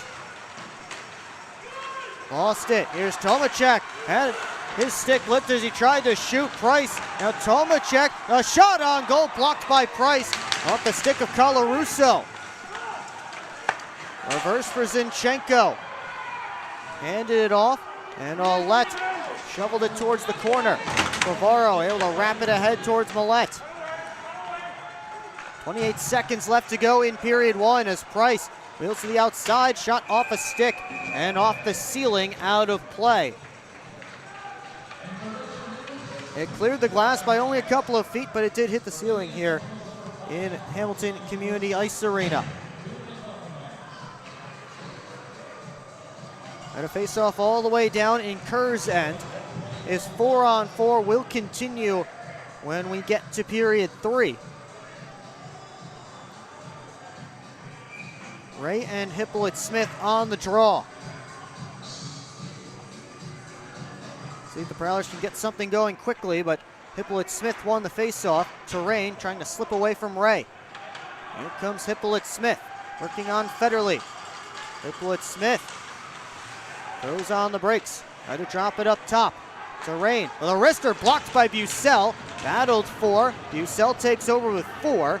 Bucell just trying to get it to the horn, and he'll do it just that. Corey Cunningham with the only goal in the middle 20 minutes, and the Indiana Sentinels take a 2-1 lead into period number 3. And shots on goal in that middle period heavily favoring the Prowlers, 17-6, but Corey Cunningham got the only tally of that second period. So we stand at a 2-1 score for the Sentinels. Once again, coming up in the second intermission report right here on the PHP Network, highlights and analysis, Keeley's Corner, the out-of-town scores, and much, much more. So don't go away. Still lots to do as we get set for period number 3, the final 20-minute period for the Prowlers here in Indiana. We'll see if it's the final period of this game or if we will need some more. Prowlers and Sentinels have gone beyond regulation a couple of times this season. And, well, when you play as many games against each other as these teams do, then you're bound to go beyond regulation once or twice. Well, secure your seats for the Prowlers' next home game. That is tomorrow, March the 20th. There's an incorrect date on there, but it is March the 20th. That's tomorrow, 7:05 p.m. as the Prowlers take on the Topeka Scarecrows from McMorran Place. Puck drop scheduled for 7:05 p.m. You get your tickets at phprowlers.com/tickets by phone at 810-985-6166. Scan the QR code on your screen now. The Prowlers will be wearing their special St. Patrick's Day jerseys tomorrow. They have come in. They debuted them at Skate with the Pros this week, and they will wear them for real tomorrow, and they will be auctioned off to benefit Sanilac Youth Hockey. And it is also Scout Night. If you want to get your troop involved, deadline is just about now, so make sure to get your information in on the contact form on our website to make sure your troop is involved in Scout Night. Once again, phprowlers.com/tickets for all you non-scouts, or call the box office at 810-985-6166 or scan that QR code on your screen now. Prowlers and the Sentinels getting set for period number 3, and we will send it back to Brady Bean in our PHP Network studios here on the PHP Network. Come on, guys, hop in. We're not getting in that thing. That thing's gross. Yeah, I wore my nice pants today. This thing could use a detail. Well, I don't know. Do you know anybody who could detail a boat? I think that guy could. Hi, I'm Logan from Ballard's Detail. I can detail your boat. From oxidized and faded to smooth and glossy, our professional compounding and waxing process will get your boat looking new again. Contact us today at 810-956-8318. Visit us on Facebook at Ballard's Detail LLC. SMR Automotive Systems is part of the Motherson Group and a proud community sponsor of the Port Huron Prowlers. We are one of the largest manufacturers of rearview mirrors for passenger vehicles in the world, with local plants in Port Huron and Marysville. We strive to support our local communities and have positions available for various abilities and experience. Find out more about who we are at smr-automotive.com. Hello, home.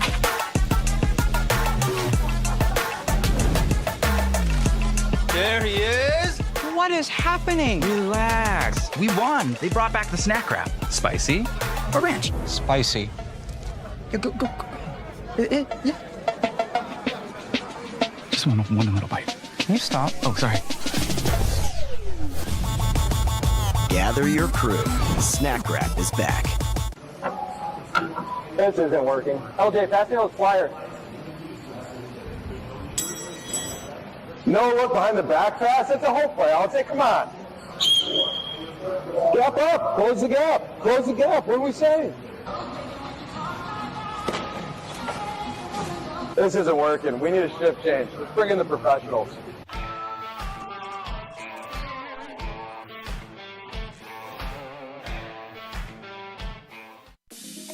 Head over to the Birchwood Mall for your shopping and entertainment needs. Hop on the carousel, shoot some hoops, or visit some of their great stores such as Gerlach's Woodworks, where they specialize in handcrafted wooden decorations. Add to your fan cave a Prowlers theme creation. Upgrade your bathroom at Luxury Bath Mobility Remodelers. They can fully customize your bath or shower to fit your needs, and they also do flooring. For the sports fan in your life, pick up a unique gift from Pro Edge Sports. Jam-packed with all kinds of memorabilia. There's something for everyone. And it's not a trip to the mall without Auntie Anne's pretzels. Grab a freshly made full-size cup of pretzel bites and wash it down with some frozen lemonade. At the Birchwood Mall, you can find this and more. Visit them on 24th Ave in Fort Gratiot.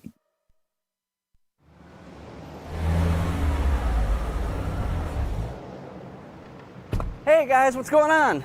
Hi guys, we just stopped at Industrial Park Marathon to get some fuel and some snacks before the Prowlers game at McMorran. Nice. Yeah, we just stopped by here at Industrial Park Marathon so I can get a Slurpee before the game. Wait till after the game. If the Prowlers score 3 or more goals, Slurpees will be free. Thanks for the info. I'm going to get my Slurpee after, but we'll see you at the Prowlers game. See you at the game. Go Prowlers! Yeah, I don't know about this one, fellas. Boys, we don't overcome adversity by backing down. But yeah, I don't know about this one. That's reassuring. We're so screwed. All right, boys. Here's the game plan. LJ, you start with bananas. B-Way. Wait, why do I have to do the bananas? Because you're the softest on the team. I don't want the bananas. This thing is gonna melt. We gotta hurry up. I won't do it. Okay, both of you. I will do the bananas and the whipped cream. Fets, please continue. Who's paying for this anyway? I am. I just bought my tickets for the Prowlers game this weekend, and the Milk House gave me 25% off my order. Fets, why'd you buy the tickets? You're literally on the team. For the discount. So are you all ready to give it a try? Oh, we're ready. It's true. Get 25% off your entire order at the Milk House, October through April. Simply show your ticket stubs at checkout and enjoy your discounted treat.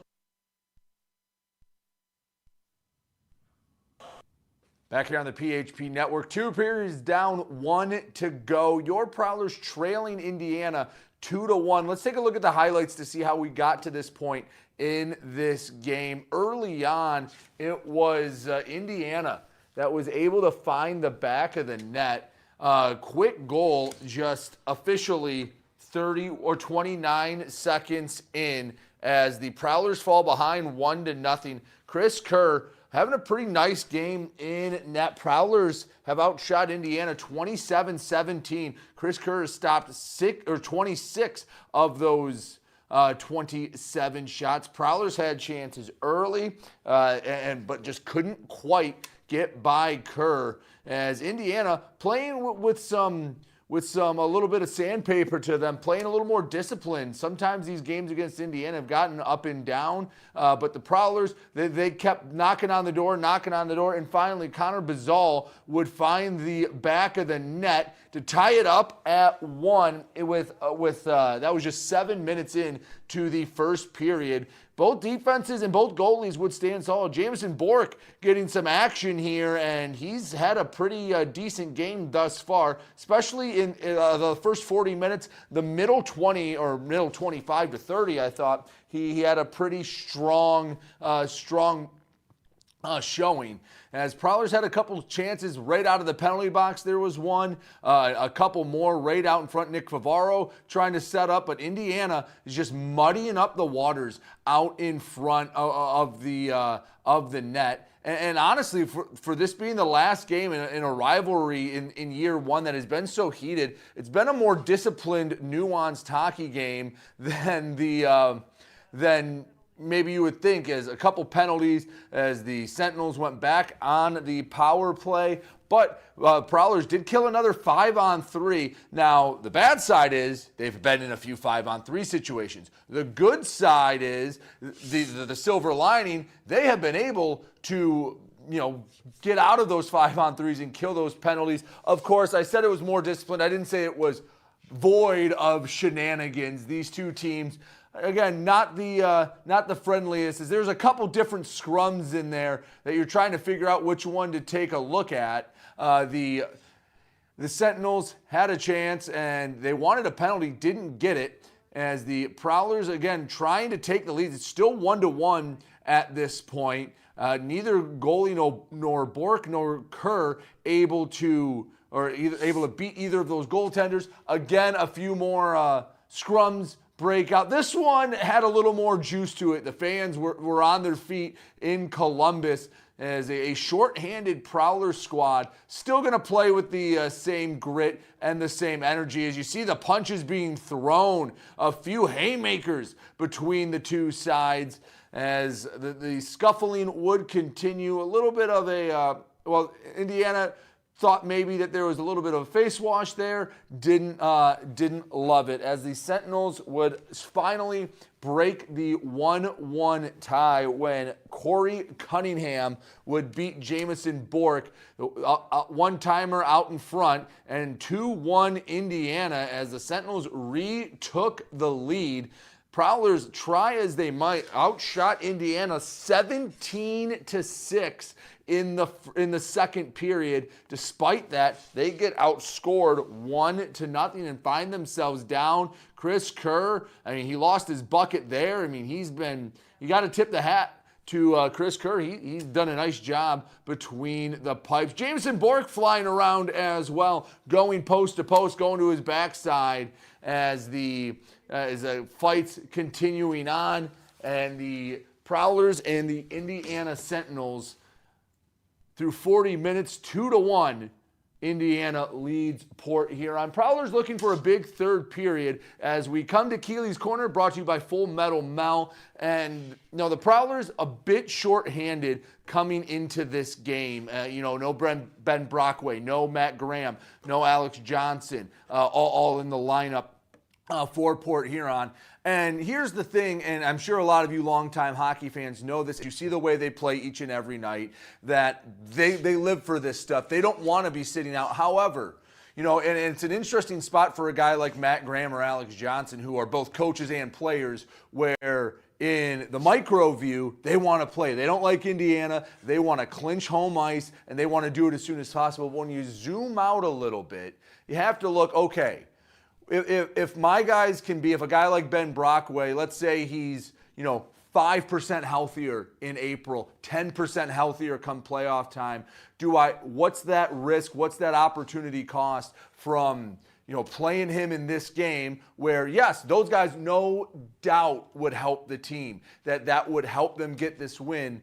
But what's the downside? Do you aggravate something a little more? Are you moving a half step slower? Because, Prowlers fans know that the difference between winning and losing a playoff series can be a quarter of a step, can be a half second that has 1,000 different factors going into it. So it's a very unique and interesting spot where both Matt Graham and Alex Johnson, as players and coaches, have to look at it from two different points of views, where the player in them, I'm sure, wants to get after it and help their team win, but the coach in them has to see it from a 10,000-foot view. Prowlers hoping to find a couple goals in the third period. They trail Indiana 2-1. Don't go anywhere. You're watching Port Huron Prowlers hockey right here on the PHP Network. Welcome to the new era of Prowlers hockey. New owner, new store, new horn, fire, projectors on the ice. Yeah, this isn't your dad's McMorrin experience. This is Prowlers hockey. Get your tickets for the show now at phprowlers.com/tickets. Keep up with your Prowlers all season long on social media. Follow us on Facebook at the Port Huron Prowlers, Instagram at PH Prowlers, and Twitter at PH Prowlers. And you can find more information on our website, phprowlers.com. On Prowlers hockey is presented by Proper Irish Whiskey. Initial shot. Port Huron Prowlers.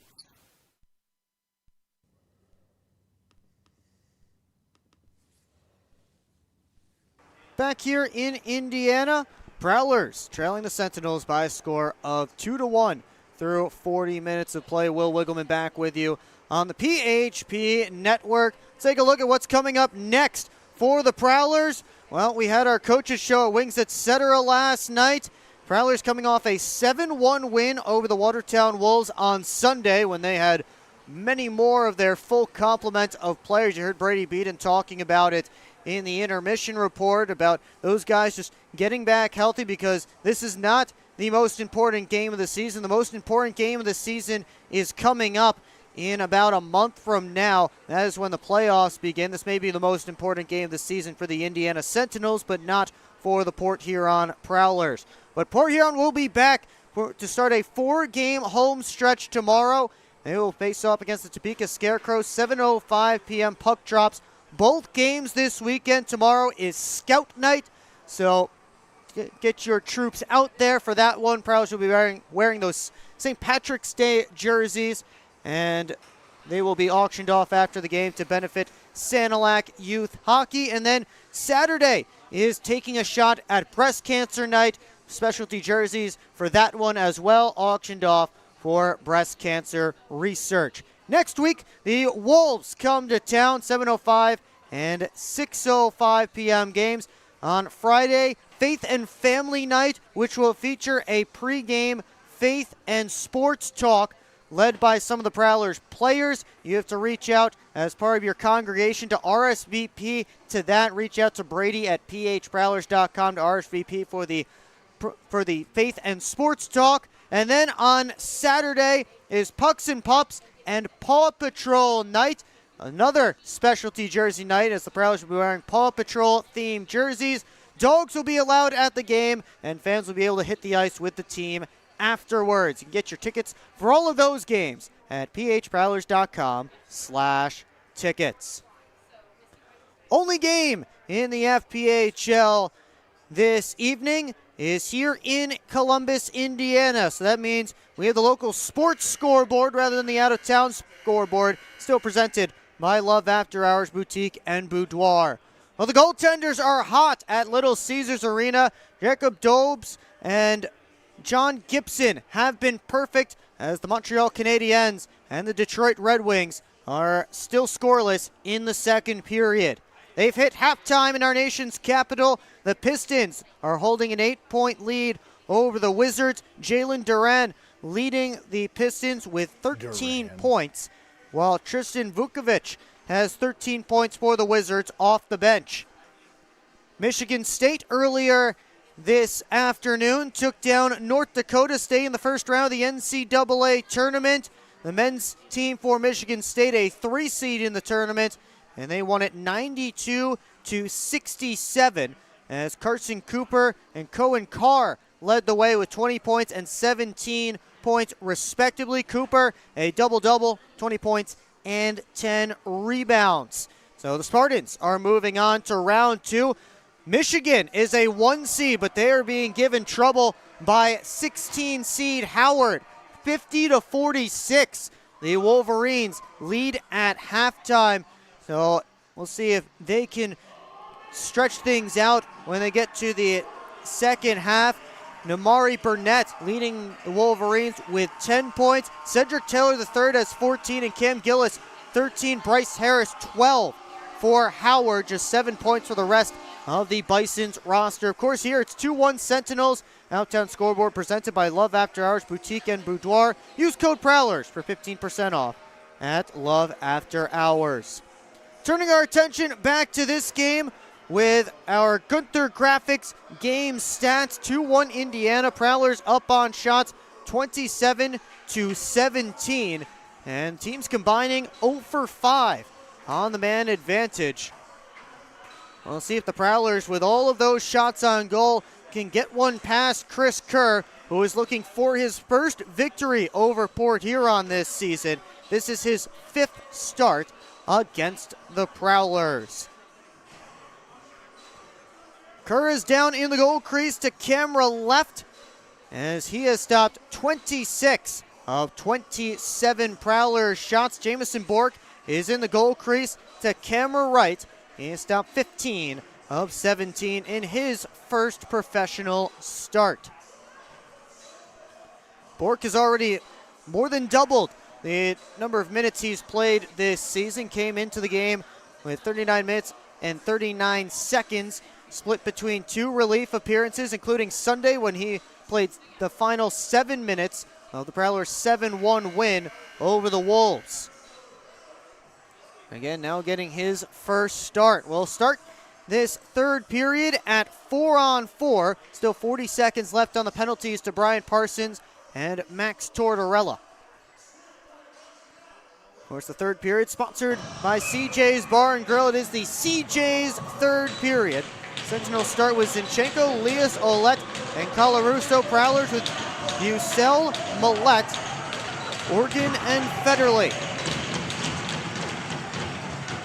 Final 20 minutes of regulation are underway here in Indiana.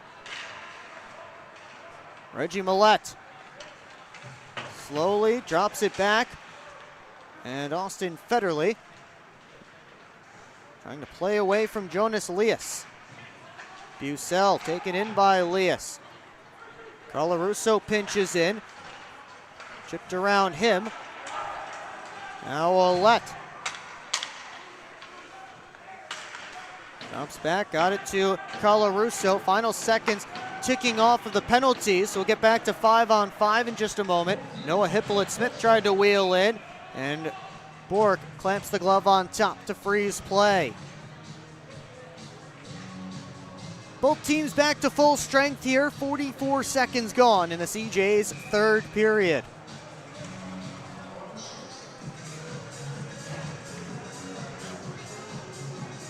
Tecumseh and Hippolyte-Smith.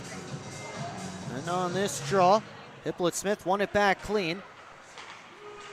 Toss deep. Esposito and Favaro get there together. Loose puck grabbed by Lockhart.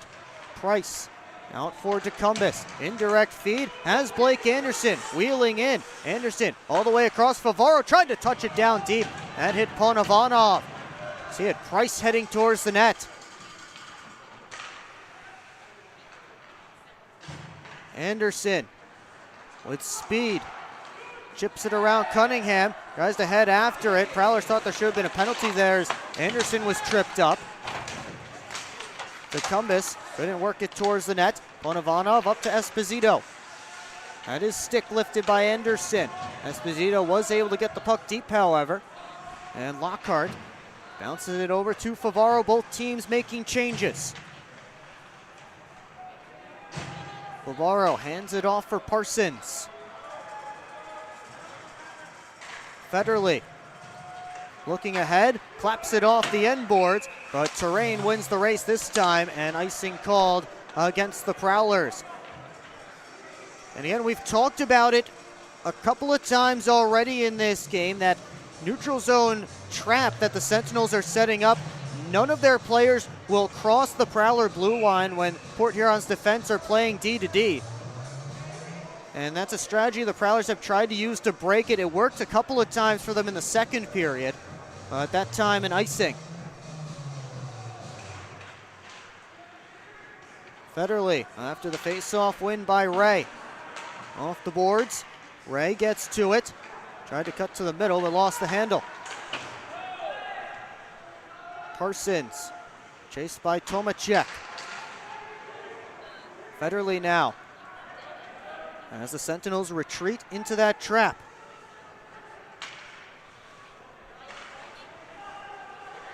Federley, back to Parsons. Looking ahead. Federley once more. Nobody attacking Austin Federley in a blue sweater. Federley just rips it right in on Kerr. And he plays it off for Ouellette. Tossed out. Federley able to step in front of that pass. Prowlers couldn't work back in. Here comes Bormanis. Right wing side. Left the puck behind. Prowlers get on him. Organ. Backhand pass for Lockney. Stops up, drops it back. Parsons for Oregon. He heads off for a change, does Brian Parsons. Favaro, lead pass off an Indiana stick. Terrain goes off the boards. And all the way down, no icing as that hit a Prowler stick on the way. Favaro drops it off. Bucell ahead to James. Wraps the puck all the way around. Millette waiting for it on the other side. Couldn't get it towards the net. Favaro walks, shoots, off a stick, hit Jamie Bucell up high. Bucell gets back to his skates and heads back to the Prowler bench. Actually, Bucell will stay on the ice. Here comes Port Huron again. James tried to sift it down towards Millette. That didn't work, and then Millette fell down into Kerr. James also making contact with Kerr. And a few Sentinels surround Luke James. I think there might be a penalty coming up.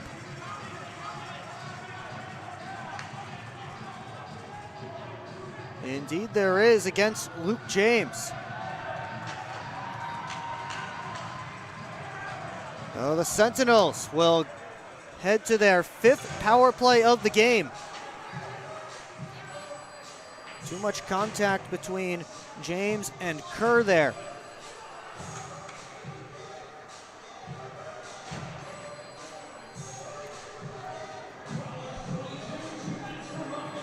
Roughing the call against James.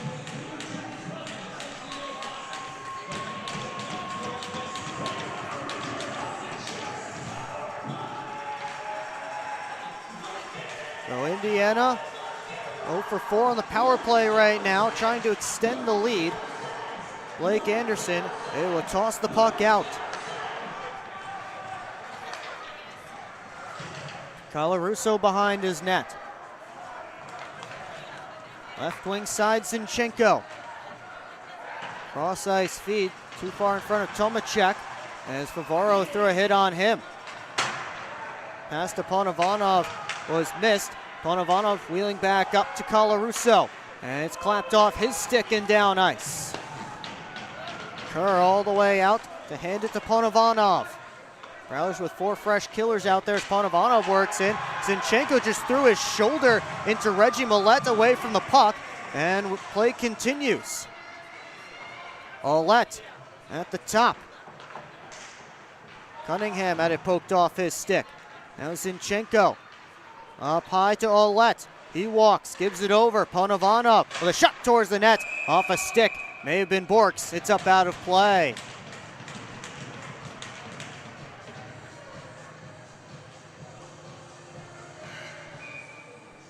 We'll take a timeout. 14:57 left to go in period 3. Rest of this Indiana power play coming on the other side here on the PHP Network.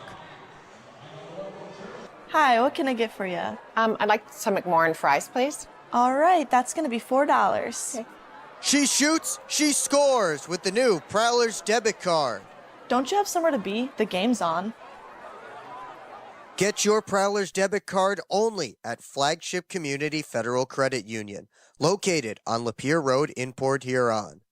Flagship Federal Credit Union is federally insured by the NCUA.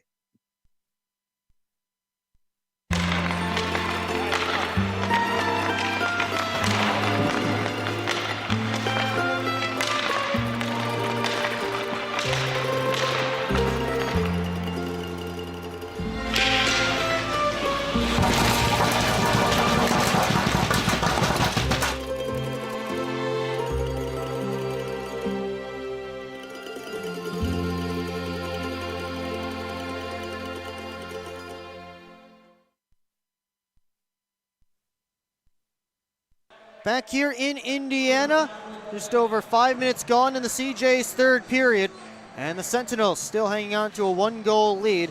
53 more seconds left on their power play, their 5th of the game.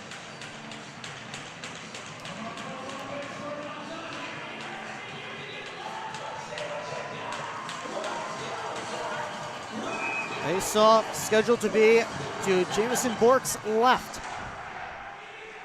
Off the drop, comes to the top. Bacon, D to D. Ouellette shoveled it towards the cage, ended up going off the corner boards.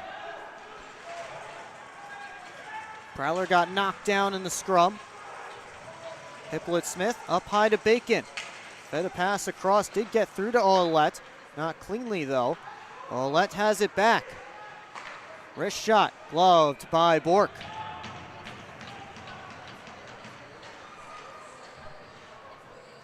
Another save there for Jamison Bork, again making his first pro start.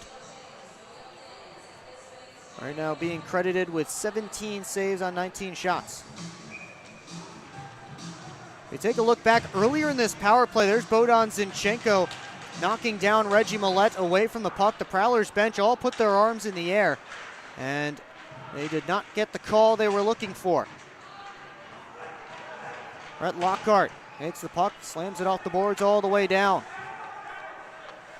Millette is out there again, watching Ponovanov, who hangs out behind his own net. James set to step out of the penalty box. Dalton Anderson directs it into the offensive end. Favaro one-hands it up the boards to Rain. Shoveled it towards the net, taken away by Lockhart. Cross-ice pass, brought in by Bazell. Now Lockhart with some room, but his team making a change, so go to Favaro. Favaro looking ahead. Just wires it off the end wall, and that draws another icing against the Prowlers.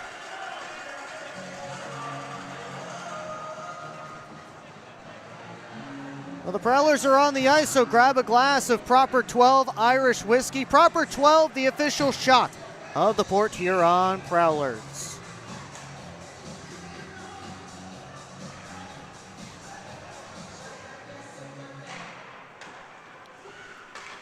Off the draw, cycled down deep.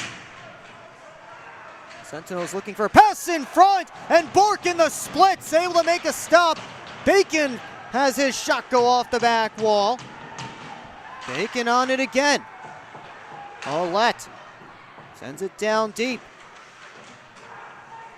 Tortorella looking in front, and he scores!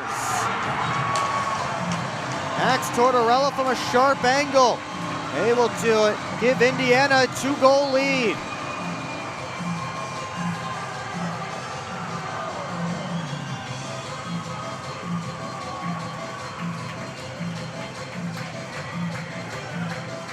Tortorella just came out to the bottom of the circle and sent a puck on net. That beat Bork, looked like to the blocker's side. And it's the 8th of the year for Max Tortorella.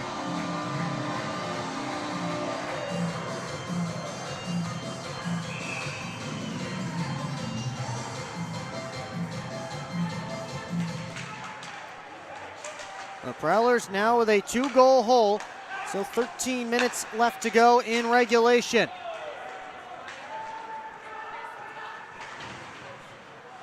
Zinchenko, that is dump attempt off a Prowler body and into the Port Huron bench.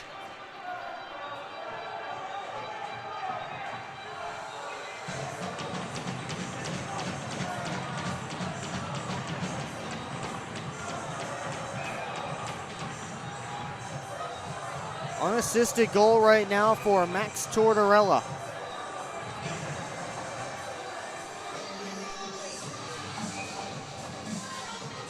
Indiana up on shots 4-1 in this third period. Of course, that power play helping that total. Prowlers look for something here. Price able to get the puck deep. Ponovanov couldn't bring in that puck. Zinchenko pitchforks the puck out, and it lands in Prowler territory. Batted ahead. Sentinels were in the midst of a change. Looked like 6 players were on the ice, but the arm stayed down. Zinchenko muscles his way to the cage, and Bork the save. Rebound cleared away. Comes all the way back through. Zinchenko up high to Colarusso. D to D to Rain. Steps in on his backhand. Makes the shot, and Bork has that one covered up in the breadbasket. Now Zinchenko and Organ are tied up. And pairing off away from this, Esposito and Bucell. Bucell's pulled Esposito down.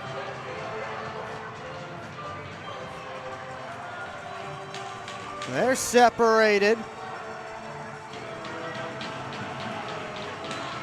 Prowler's bench giving stick taps to Jamie Bucell as he heads to the penalty box.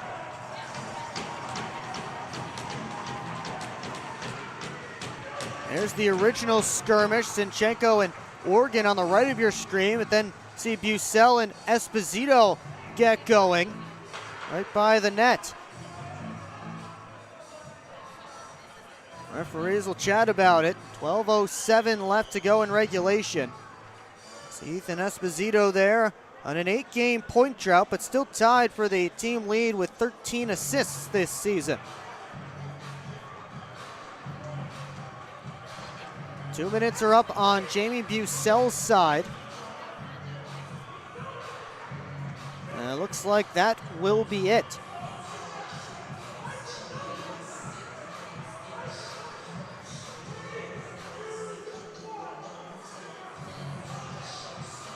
Actually, Ethan Esposito is also stepping into the penalty box. So we may get some more 4-on-4 action. Indeed, that looks to be the case. Well, 4-on-4 for the third time in this game. And all three times it is for the full 2 minutes. I guess barring any other penalties here, and we may have another penalty here.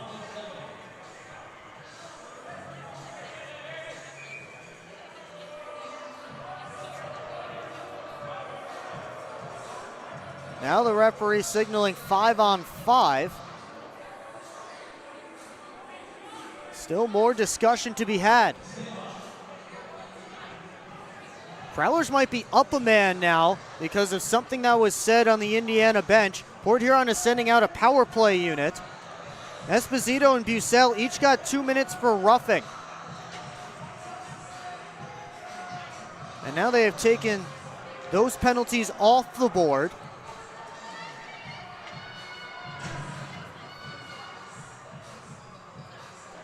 Prowlers look to be up a man. This is one of their power play units they have out there.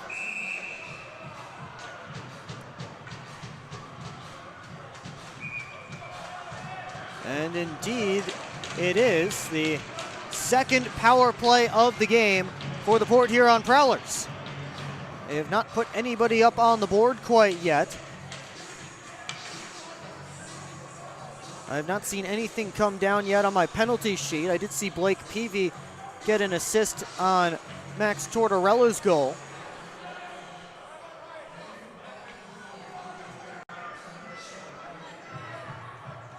And now they put Zach Ross in the box to serve. Everett Thompson may have gotten himself a penalty here. But the Prowlers will try and work the man advantage, get back within a goal. Millette over to Federley. Gave it back over. Reggie Millette with a wrist shot stopped. Rebound, bounces around and ends up in the corner. Tomacek couldn't clear. Millette floats it around this way towards Federley. Back up top, Organ, Millette. Now to Federley. Takes a look down to James. Federley again. Organ thinking about the one-timer. Federley gives it to him. He lets it go, and it goes off the roof. 39 seconds gone on this Prowlers power play, or 40 seconds I should say. Unsportsmanlike conduct was the call to the Indiana bench being served by Zach Ross. As the Prowlers switch up their unit.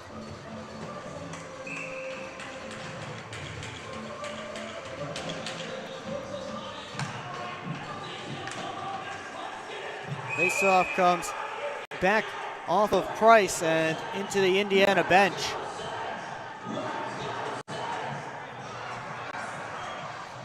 We'll have to get a new puck here and continue. Faceoff will be from the same dot as Anderson won it back, and then it was up in the air and Price knocked at it, ended up putting it up out of play. Sentinels clear right off the faceoff. Favaro goes back to chase. Blake Anderson wheeling ahead away from Leas. Anderson peels back. Favaro couldn't get a shot away. He tried to load it up. Favaro lets this one go, and he missed wide to the blocker side of Kerr. Favaro straight on. A wrister swallowed up by Chris Kerr. 46 seconds left on the Port Huron man advantage. And the Prowlers going back to the other unit. Nick Favaro, the trigger man, at least on that shift for that power play unit, but Kerr able to see that one the whole way.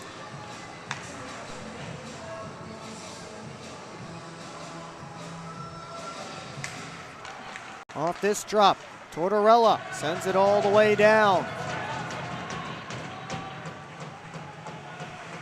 Oregon steps away from Bormanis. Federle had it knocked off his stick by Bormanis, who played it off a Prowler. 27 seconds left on the Port Huron power play. Federle over towards James. It's the red line, trying to drive in, couldn't do it, and Indiana clears again.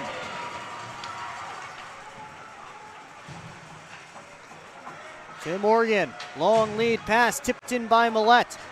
Ponovanov racing for it, and then James and Ponovanov ran into each other. Millette dumped a man.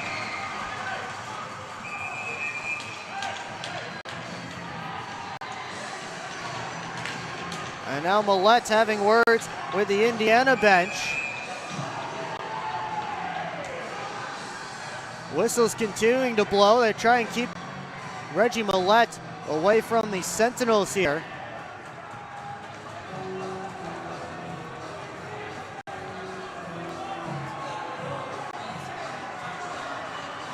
Reggie Millette is sitting in the penalty box. Jonas Lias, or no, pardon me, that's still Zach Ross, so nobody in the Indiana box after this.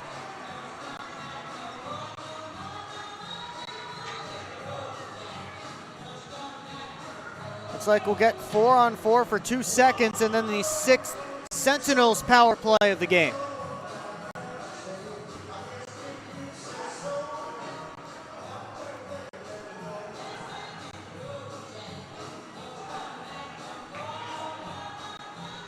Faceoff will be all the way down in Jamison Bork's end.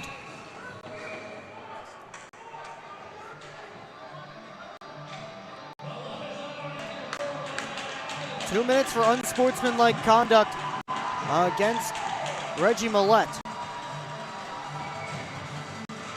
Prowlers PK will have to kill once again. And here they come. Price with Anderson hustling to join him. Price with a shot. Rose over top of the net. Caromed all the way around. Lockhart poked it away from Zinchenko. Parsons sends the puck all the way down. Kerr looking to play it almost into Blake Anderson as Tomacek took a hit from Price. Prowlers aggressive on the PK here, but here comes Zinchenko. Outside shot. Karam's off the glass. Price looking to skate into it. Cunningham gets there, and Price needs a change. Colarusso up to Zinchenko. Off to the left wing side. Cunningham drops the shoulder. Up high to Colarusso. Played it across. Tomacek in front. Backhander shut down by Bork. Trying to find the rebound. He could not. Popped out. Colarusso tried to pass across. Nobody home and left point. Tomacek did keep it in though. PV. And now Zinchenko. Fed it around. There's a loose stick there. Prowler territory now picked up by Favaro. And then Anderson got in between a pass. Blake Anderson slowly flipped it into the offensive end. Gloved right down by Colarusso. His team's in the midst of a change. Hippolyte Smith with 32 to go on his team's power play. Driving, good stick by Lockhart to poke it away from him. Tecumseh trying to wheel through, couldn't do it. Now it's Cunningham. Got it off to the right wing side, but offside called against the Sentinels. 8:23 left to go in regulation, still 16 seconds of power play time remaining for Indiana. We'll have that for you on the other side here on the PHP Network. Discover everything banking should be with Advia Credit Union, like earning real financial advantages. You can earn up to $1,000 with your new account. Plus, save an average of nearly $4,000 in interest when refinancing. Get started with a low-rate credit card balance transfer. Enjoy easy access to your money anytime, anywhere. Make the switch today at adviacu.org/real people. Advia Credit Union. Real advantages for real people.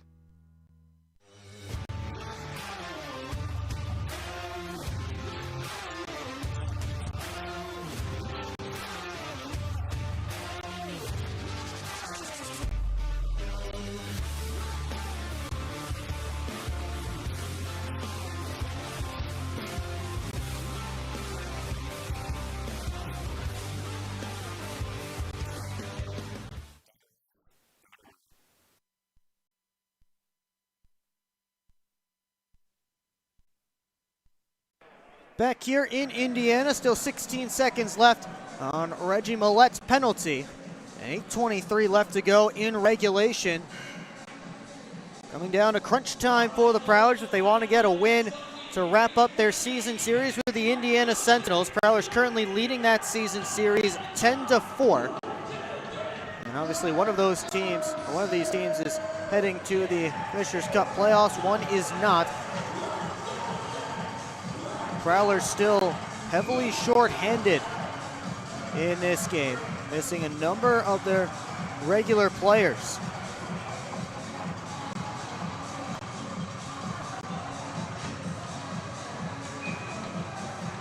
That includes their top assists and point getters in Matt Graham and Alex Johnson. One of their defensemen, top defenseman in Ben Brockway, and starting goaltender Reed Cooper.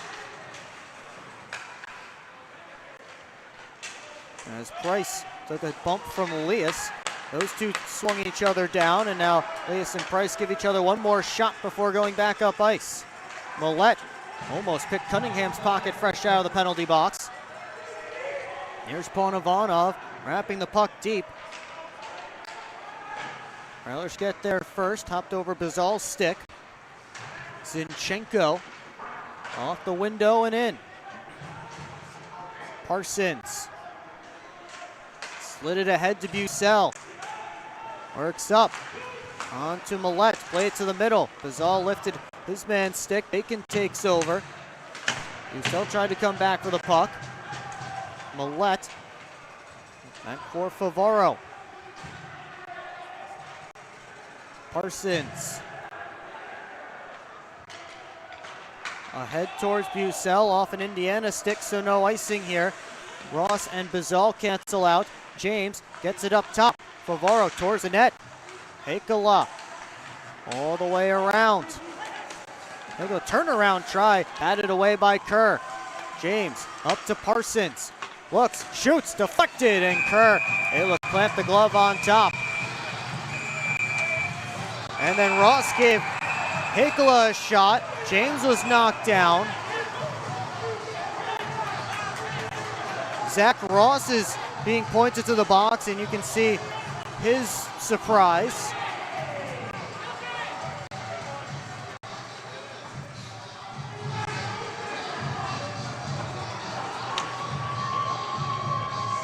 Got another one to sort out here. It may just be Zach Ross. So there's Ross with the shot to the face of R2 Heikola, and James and Esposito got knocked down in the background. Third power play of the game for the Prowlers. They're 0 for 2. And if there's any time to get one, now is it.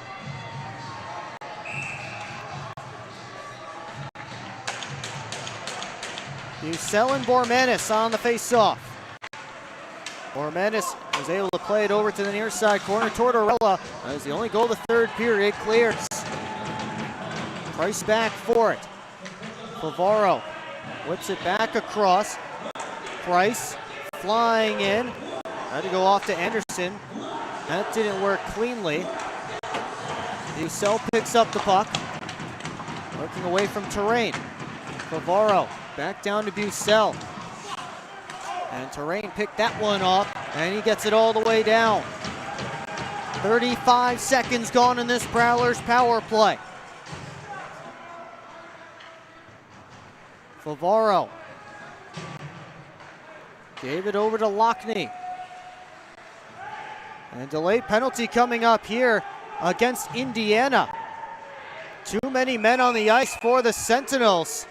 And the Prowlers will get a two-man advantage.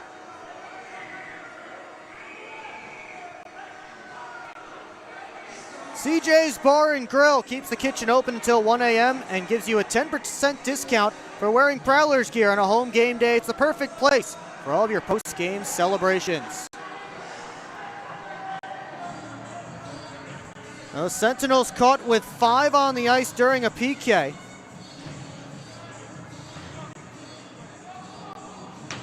Prowlers will have 1 minute and 6 seconds of 5-on-3 time.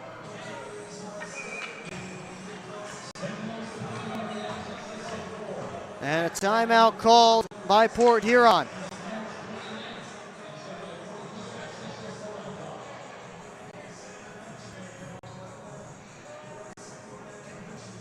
So Chris Paulin electing to use his timeout. And you see all three coaches there for the Prowlers, Paulin, Johnson, and Matt Graham. Johnson and Graham both unable to play this evening. They'll try and draw something up to get themselves back in the game.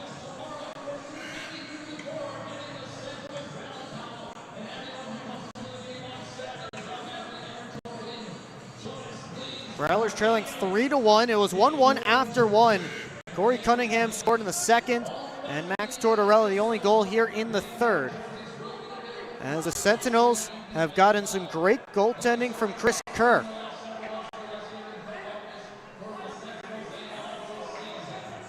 But now they had 5 on the ice during a penalty kill. Let's see if we can count them.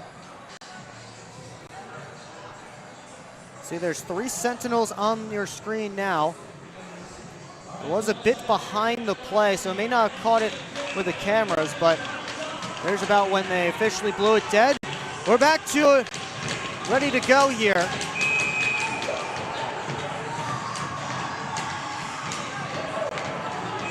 Reggie Millette has been asked to leave the faceoff. Luke James will take it instead. Comes back to Austin Federley, and the 5-on-3 sets up. James for Millette. Turns the corner. Fakes. Drops it off for Federley. He looks. Federley backpedals. Down towards James, who picks it up off the boards. Federley walking in. Millette. Over to Price. Off to Federley, 30 seconds left in the 5-on-3. Price walks in, down to Millette. Up top, Federley. Across to Lockney. Federley. Millette. Fakes. Cuts to the middle. Price one-timer. That was blocked. Pitchforked only as far as the line. And Millette settles things back down. 12 seconds left in the 5-on-3. Millette over to Price, one-timer. Kerr the save, and he's got it underneath the glove.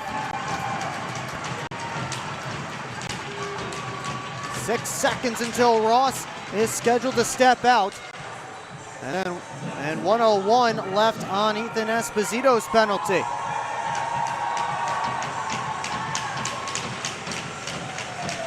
Esposito serving that too many men on the ice.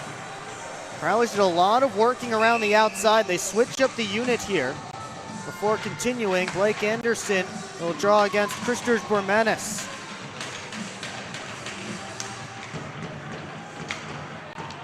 Ray over to Favaro. Walks in, fakes, shoots off the back glass. It's a 5-on-4 Prowlers power play now. Bucell backpedals, looking, finds Anderson, but popped off his stick. That's as good as an Indiana clear. Favaro trying to get away from Zinchenko. Couldn't push through. Bormanis. He's taken in. And up comes Anderson. Waiting for help. Drops it off for Ray. Ray with a shot tipped wide by Anderson. Hakala down to Bucell. Organ now across. Anderson lets it go. Save Kerr. Bonovanov sends it up the boards, not out. Organ gave it over to Anderson, but the puck escaped the zone. That will do it for this Prowlers power play. They get nothing on the 5-on-3 or the 5-on-4. Anderson on his backhand, off a body and out of play. We'll take our final timeout. Under 4 to go in regulation. Sentinels with a 2-goal lead. Discover 1195 Gastropub in Marysville. Burgers, pizzas, apps, and pub favorites like filet mignon and grilled salmon. Open Monday to Friday, 4 to 9 p.m., weekends 12 to 9 p.m. Join us for happy hour, Monday to Thursday. Enjoy half-off bottles of wine every Wednesday, and don't miss Thirsty Thursday with $4 draft beers. Great food, cold drinks, good times. That's 1195 Gastro Pub. It's time to wake up on the sunrise side of Michigan. Wake up to beautiful beaches. Wake up to vibrant urban landscapes. Wake up to unique eats. Wake up to charming coastal towns. Wake up to cozy entertainment. Wake up to Michigan's Thumb Coast. Plan your perfect wake-up call using bluewater.org.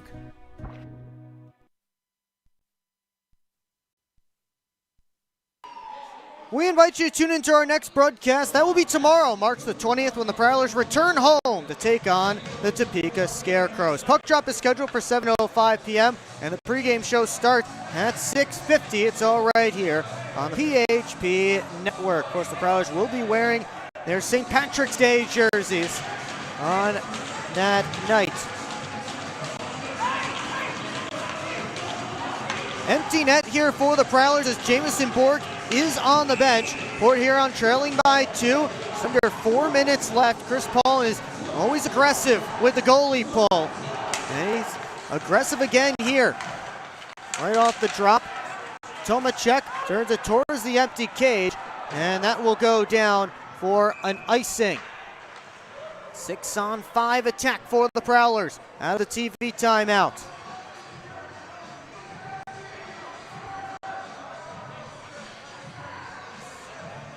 They do need 2. We'll see what the urgency is like to get pucks on net. Millette, Hakala, Price, Federle, Favaro, and Anderson out there.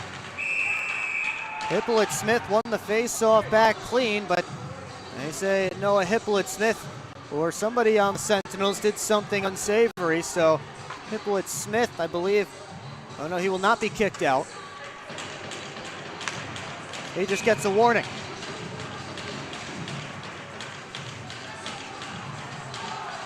We'll try again. Hippolyte-Smith this time got it to the boards. Terrain tied up by Anderson. Cunningham takes the puck, fired it off of Favaro, who dives and gets it over to Price.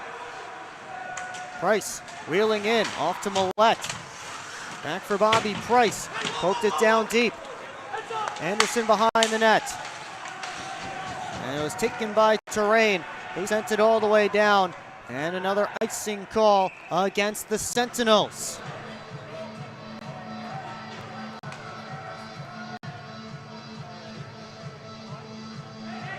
Prowlers making a change here, full 6-man change. Lockney, Marty, DeCumbis, Organ, Bucell, and Lockhart stepping out onto the ice.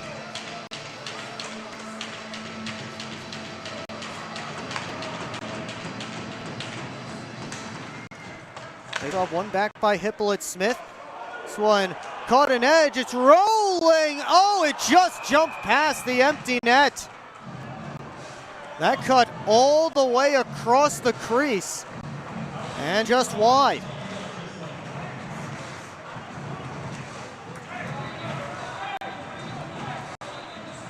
So close for the Sentinels, trying to seal the deal here. Again, they do have a 2-goal lead. Hippolyte-Smith finally in position so they can drop the puck. Terrain chased around the net on his backhand. Another high flip out and another icing against the Sentinels. That's 4 or 5 icings now against Indiana. Players might be getting a little bit tired here. 3 minutes exactly on the clock now. Prowlers have not gotten a shot on net in the 6-on-5 attack. Now they have the puck. Millette looking, try to force a pass. Hakala battling with Hippolyte-Smith. Couple of players come crashing into that pile. Anderson from his knees got it over towards Federle. Colarusso swept it only as far as Favaro. Price catch and shoot and a save made by Kerr. Millette, Favaro. Back towards Reggie Millette. whipped it on goal, tipped wide. Price centered, and it went up out of play off the ceiling. 2:24 left to go, and the Sentinels can finally get a much-needed change.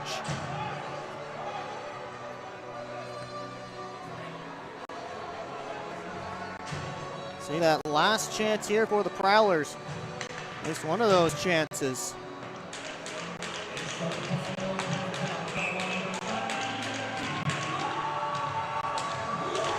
Off this drop. DeCumbus hands it off for Oregon. Marty whipped it across. Lockhart down to Bucell. Up top to Lockhart. Off his stick. Prowlers have to regroup. Marty.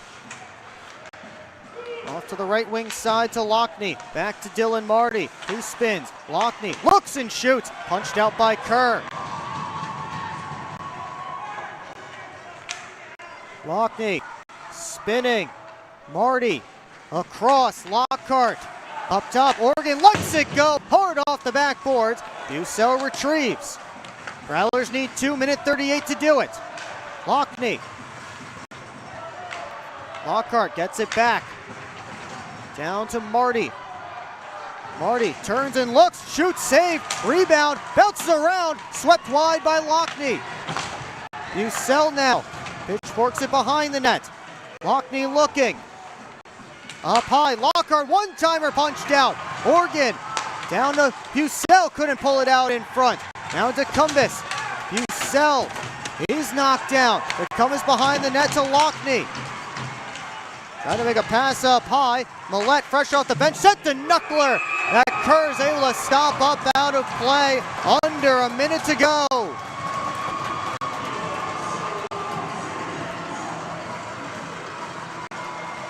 Prowlers finish up the change. They are getting their opportunities, but Chris Kerr is having himself a heck of a game and putting the exclamation point on it here in its final minutes.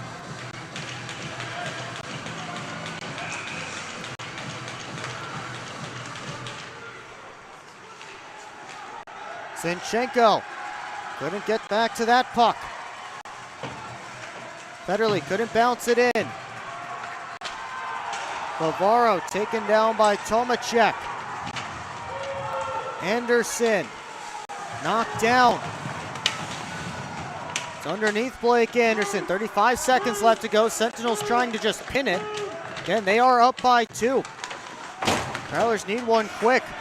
Millette gets to it. Down to Federley. Price trying to stuff it. That didn't work. Zinchenko towards the empty cage. And this one will go.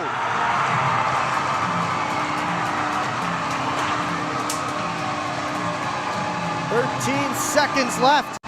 And the Indiana Sentinels are going to get the win here.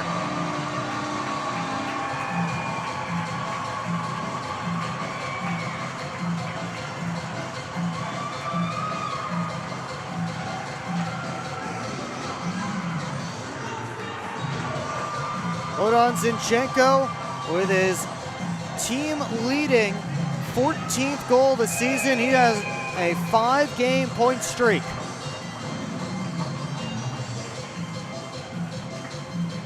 And the Sentinels will wrap up this 15-game season series with their 5th win in the season series. 5 of Indiana's 12 wins this season as Bazal ran over Bacon. 5 of Indiana's 12 wins this season have come against the Prowlers, the team they've played more than any other, as their fans celebrate.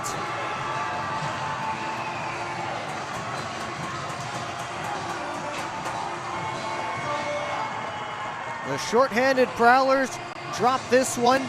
Jamison Bork getting hugs from his teammates. He played pretty well in his first pro game. A couple of backdoor plays and front of the net tap-ins for Indiana, able to get them some of their goals. I want to tell you what's coming up on the post-game show here on the PHP Network. We will get highlights and analysis from Brady Beaton back in our PHP Network studios. The final game stats and locker room reaction. We'll hear from our Gunther Graphics player of the game, as well as one of the members of the coaching staff. All three of them are in suits tonight, so I can probably pick any one of those three. So stick around to find out who I pick for our post-game interview.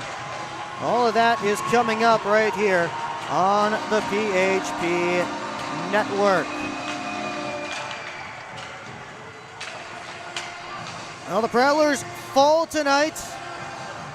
Shouldn't affect them too much in the standings, but they don't get to point to the 90-point plateau quite yet. They're one win away still from matching their win total from last year, which is 32. As we get a nice combined prayer circle there at center ice. Prowlers have been doing it after every game. Sentinels have been doing it as well. And one final time this season, Prowlers and the Sentinels pray it out on the center ice dot. And a great tradition going on this season. The Prowlers fall tonight by a final score of 4-1. They'll get right back on the bus and head home because they'll be taking on the Topeka Scarecrows the next two nights at McMorran Place. Get your tickets now at phprowlers.com/tickets, but if you can't make it, 7:05 p.m. puck drop, and we'll have it here for you on the PHP Network. But again, stick around for the post-game show so you can hear some locker room reaction and hear from one of the players on the ice and one of the Prowlers coaches. And we'll have all of that coming up for you here next on the PHP Network. We'll send it first back to Brady Beaton in our McMorran Place, or in our PHP Network studios. And we will do that next here on the PHP Network.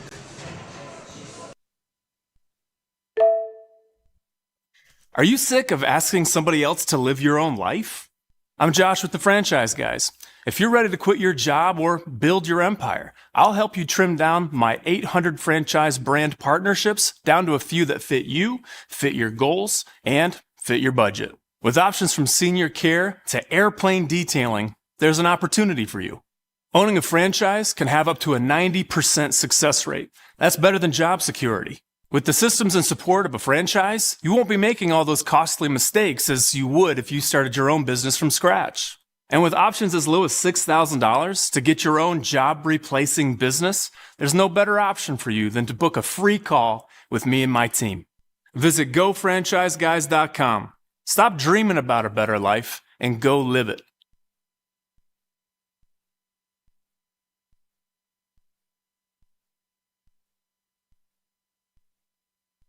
Come party where the Prowlers party at Hamlin Pub. With 10 locations including locally in St. Clair, Richmond, and Chesterfield. Hamlin Pub is the best place for your hangout.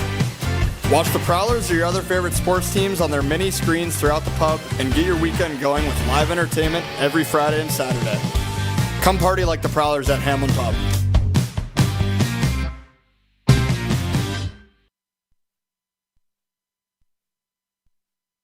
Hey, Spike. My hip meds are costing a fortune. My humans are stressed, and they're pretending it's fine. You're not alone, Max. My humans are cutting back on my flea and tick meds. Ugh, tell me about it. My thyroid pills were draining the kibble fund until we found Global Pharmacy Plus. Online stores? Are they actually cheaper? Way cheaper. They save my humans 40% or more compared to those other big online sites. My humans can finally afford on premium treats again!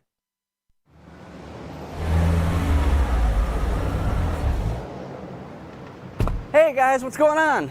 Hi guys, we just stopped at Industrial Park Marathon to get some fuel and some snacks before the Prowlers game at McMorran. Nice. Yeah, we just stopped by here at Industrial Park Marathon so I can get a Slurpee before the game. Wait till after the game. If the Prowlers score 3 or more goals, Slurpees will be free. Thanks for the info. I'm going to get my Slurpee after, but we'll see you at the Prowlers game. See you at the game. Go Prowlers! Yeah, I don't know about this one, fellas. Boys, we don't overcome adversity by backing down. But yeah, I don't know about this one. That's reassuring. We're so screwed. All right, boys. Here's a game plan. LJ, you start with bananas. Wait, why do I have to do the bananas? Because you're the softest on the team. I don't want the bananas. This thing is gonna melt. We gotta hurry up. I won't do it. Okay, both of you. I will do the bananas and the whipped cream. Fets, please continue. Who's paying for this anyway? I am. I just bought my tickets for the Prowlers game this weekend, and the Milkhouse gave me 25% off my order. Fets, why'd you buy the tickets? You're literally on the team. For the discount. So are you all ready to give it a try? Oh, we're ready. It's true. Get 25% off your entire order at the Milkhouse, October through April. Simply show your ticket stubs at checkout and enjoy your discounted treat.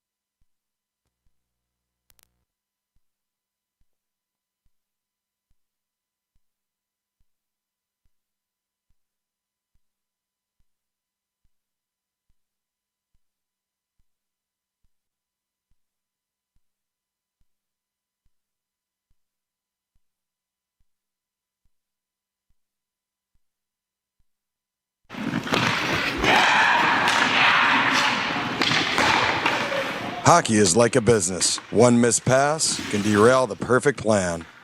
Have Taft Consulting help you get your whole team on the same page. They have the expertise to help you follow through on all your goals. Find out how they can help you today by emailing taftconsulting@outlook.com. Hello, I'm home.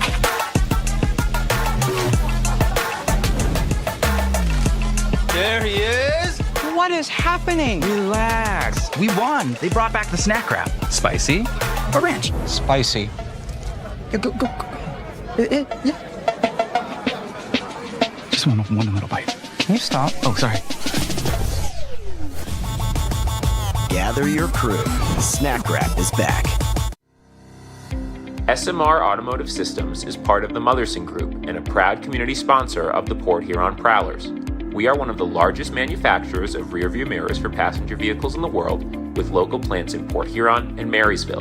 We strive to support our local communities and have positions available for various abilities and experience. Find out more about who we are at smr-automotive.com.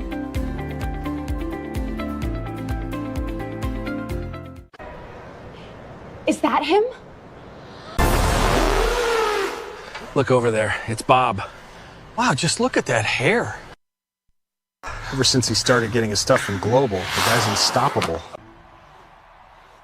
So that's what confidence can do? That's just not fair. Oh my goodness, it's Bob! Bob! Bob! Give me the phone. I'm calling Global Pharmacy Plus for myself. This isn't working. LJ, pass me those flyers. No look behind the back pass. It's a hope play. I'll say, come on. Gap up. Close the gap. Close the gap. What are we saying? This isn't working. We need a shift change. Let's bring in the professionals.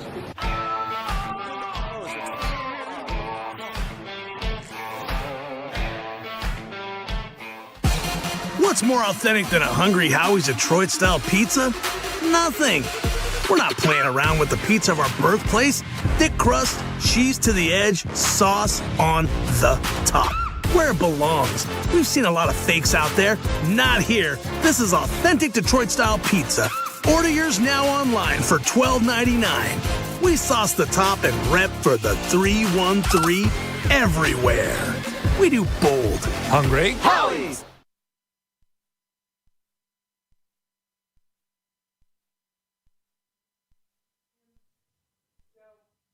Back here on the PHP Network. Now let's take a look at the highlights as the Prowlers fell 4-1 against the Indiana Sentinels. The Prowlers went down early and just weren't able to recover from the first goal 29 seconds in. Try as they might, Chris Kerr, have to tip the hat to him. So once in a while, you just run into a hot goalie and an undermanned Prowlers team. Well, that's exactly what happened. The one goal was Connor Bazal. He got the one in the first period. That would be the only one the Prowlers would get, despite having a lot of opportunities early in the first period, battling for positioning. But Kerr and his defense were able to keep the Prowlers at bay. Nick Favaro trying to set up a couple of different Prowlers, broken up again out front. And Indiana was just chipping away. As here was the eventual game-winning goal scored by Corey Cunningham, the only goal we'd get in the second period. But the Prowlers, I mean, it was not as if they weren't circling the wagons. I know the scoreboard says 4-1. The final shots, Prowlers nearly doubled them up, 40-24. Doing grade A chances in front of the crease. And again, sometimes you just run into a hot goaltender. Ask some other teams in the Fed how they feel when Reed Cooper is on his A game. First of many scuffles here. This one didn't quite explode the way some of the other ones did. All in all, and if this is your first time watching, you're going to think, what do you mean? It was stayed relatively tame. If you've watched the 15 games between these two teams, you know this game stayed relatively tame. Again, a little pushing and shoving, some words exchanged, but nothing too over the top between these two sides. As Indiana, they had some chances on Jamison Boric. He wasn't facing consistent pressure, gave up 3 of the 4 goals. Last one was an empty netter. Here is, again, some of the kerfuffles. We had Bucell going at it and some pushing and shoving, a few punches thrown. There was only really one where there was a big time bout between anyone, but more pushing and shoving out in front of the net. Reggie Millette, he's turning the other cheek. didn't want anything to go too over the top. Prowlers, again, trying to get back in this one. Jamison Borg doing what he can, sprawling on the ice, anything possible. But Chris Kerr, he was just seeing it well tonight. There's no real other way to put it. I mean, that's the game of hockey for you. Sometimes you just run into a hot goaltender, and I know I'm repeating myself, but it's because the Prowlers had chance after chance, and these are not, just taking shots for the sake of shots. That was a one-timer in prime real estate, and Chris Kerr just saw it all the way, and he's flying all over the place to make some of these stops.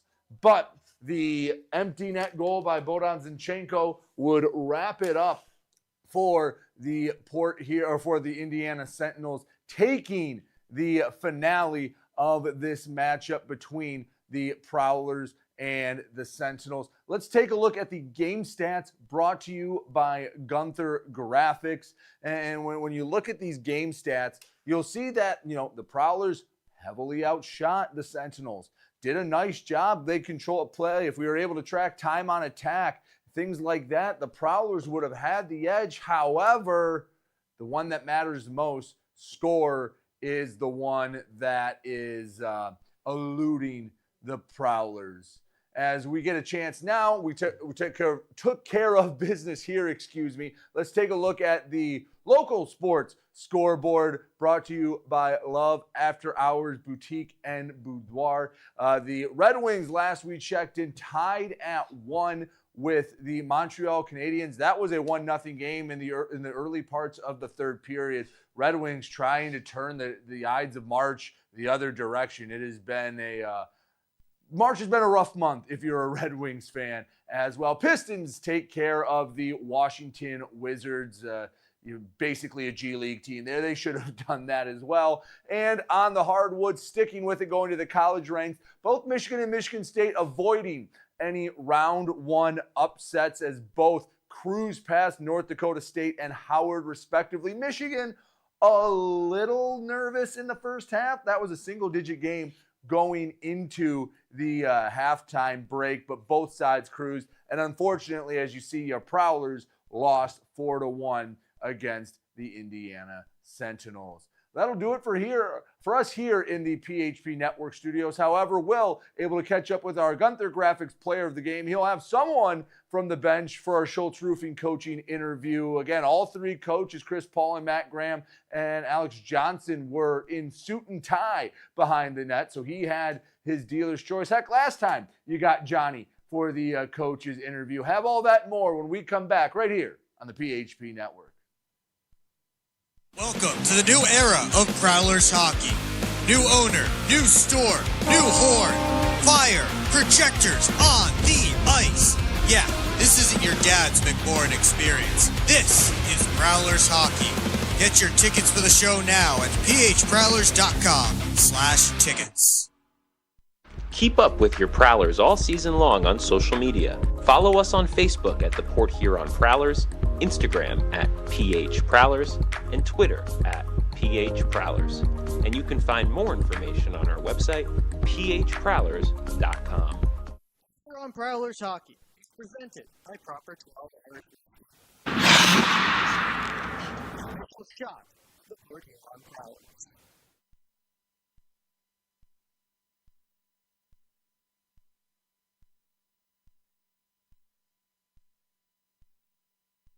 Will Wiggleman back one final time here to Indiana. Prowlers fall by a score of 4-1 to the Indiana Sentinels.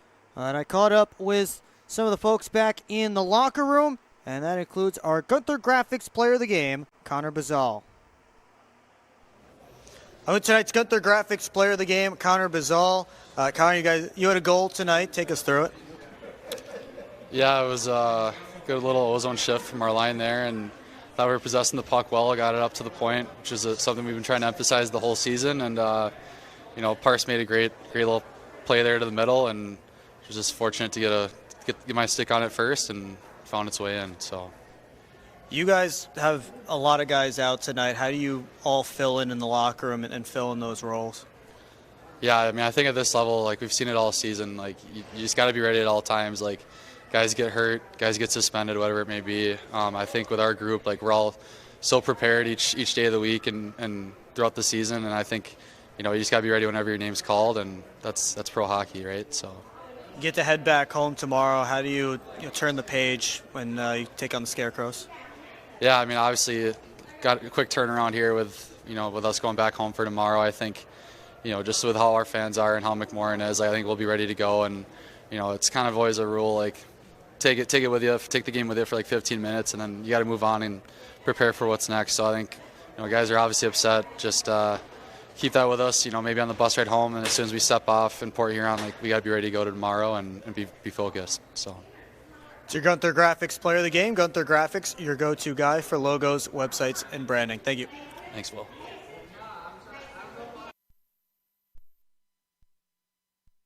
And that was Connor Bazal, who scored the only Prowler goal tonight in his first game back off the IR. So Bazal made it a 1-1 game in the first period, but that's the only scoring the Prowlers could muster throughout the entire game as they fell by a score of 4-1. They end up winning the regular season series against the Sentinels, a final of 10-5. And I was also able to chat with a coach.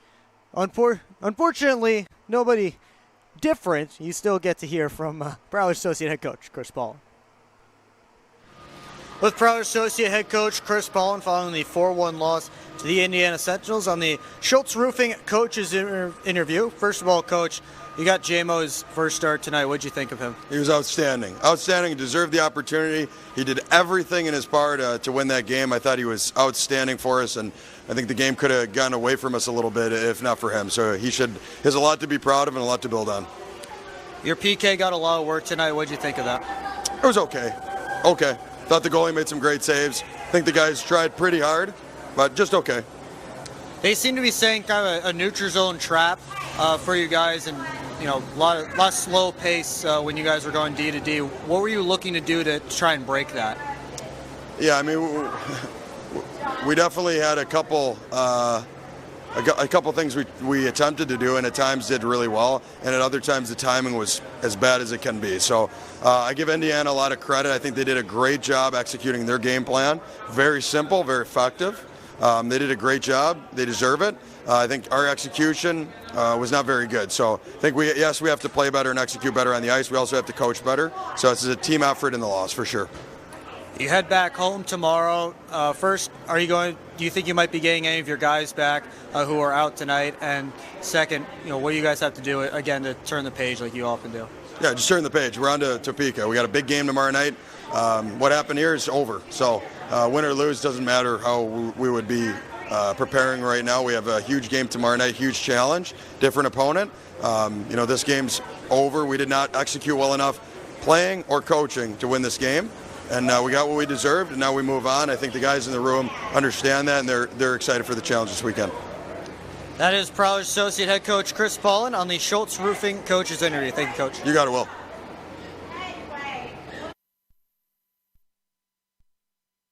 And that was Coach Paulin this evening following the 4-1 loss. And that's going to do it for us here on the PHP Network. So much thanks to go around to the entire crew. Robert Sherby was filling in as our technical director tonight. Sean Tetfe was writing the graphics, and Aiden Bricker was here with me in Indiana providing camera number 2 and more technical support. For Brady Beaton and our entire crew, my name is Will Wiggleman, saying so long. We will see you tomorrow night at McMorran Place. I hope to see you in person, but if you can't make it in person, then be sure to tune in here for a 7:05 puck drop on the PHP Network.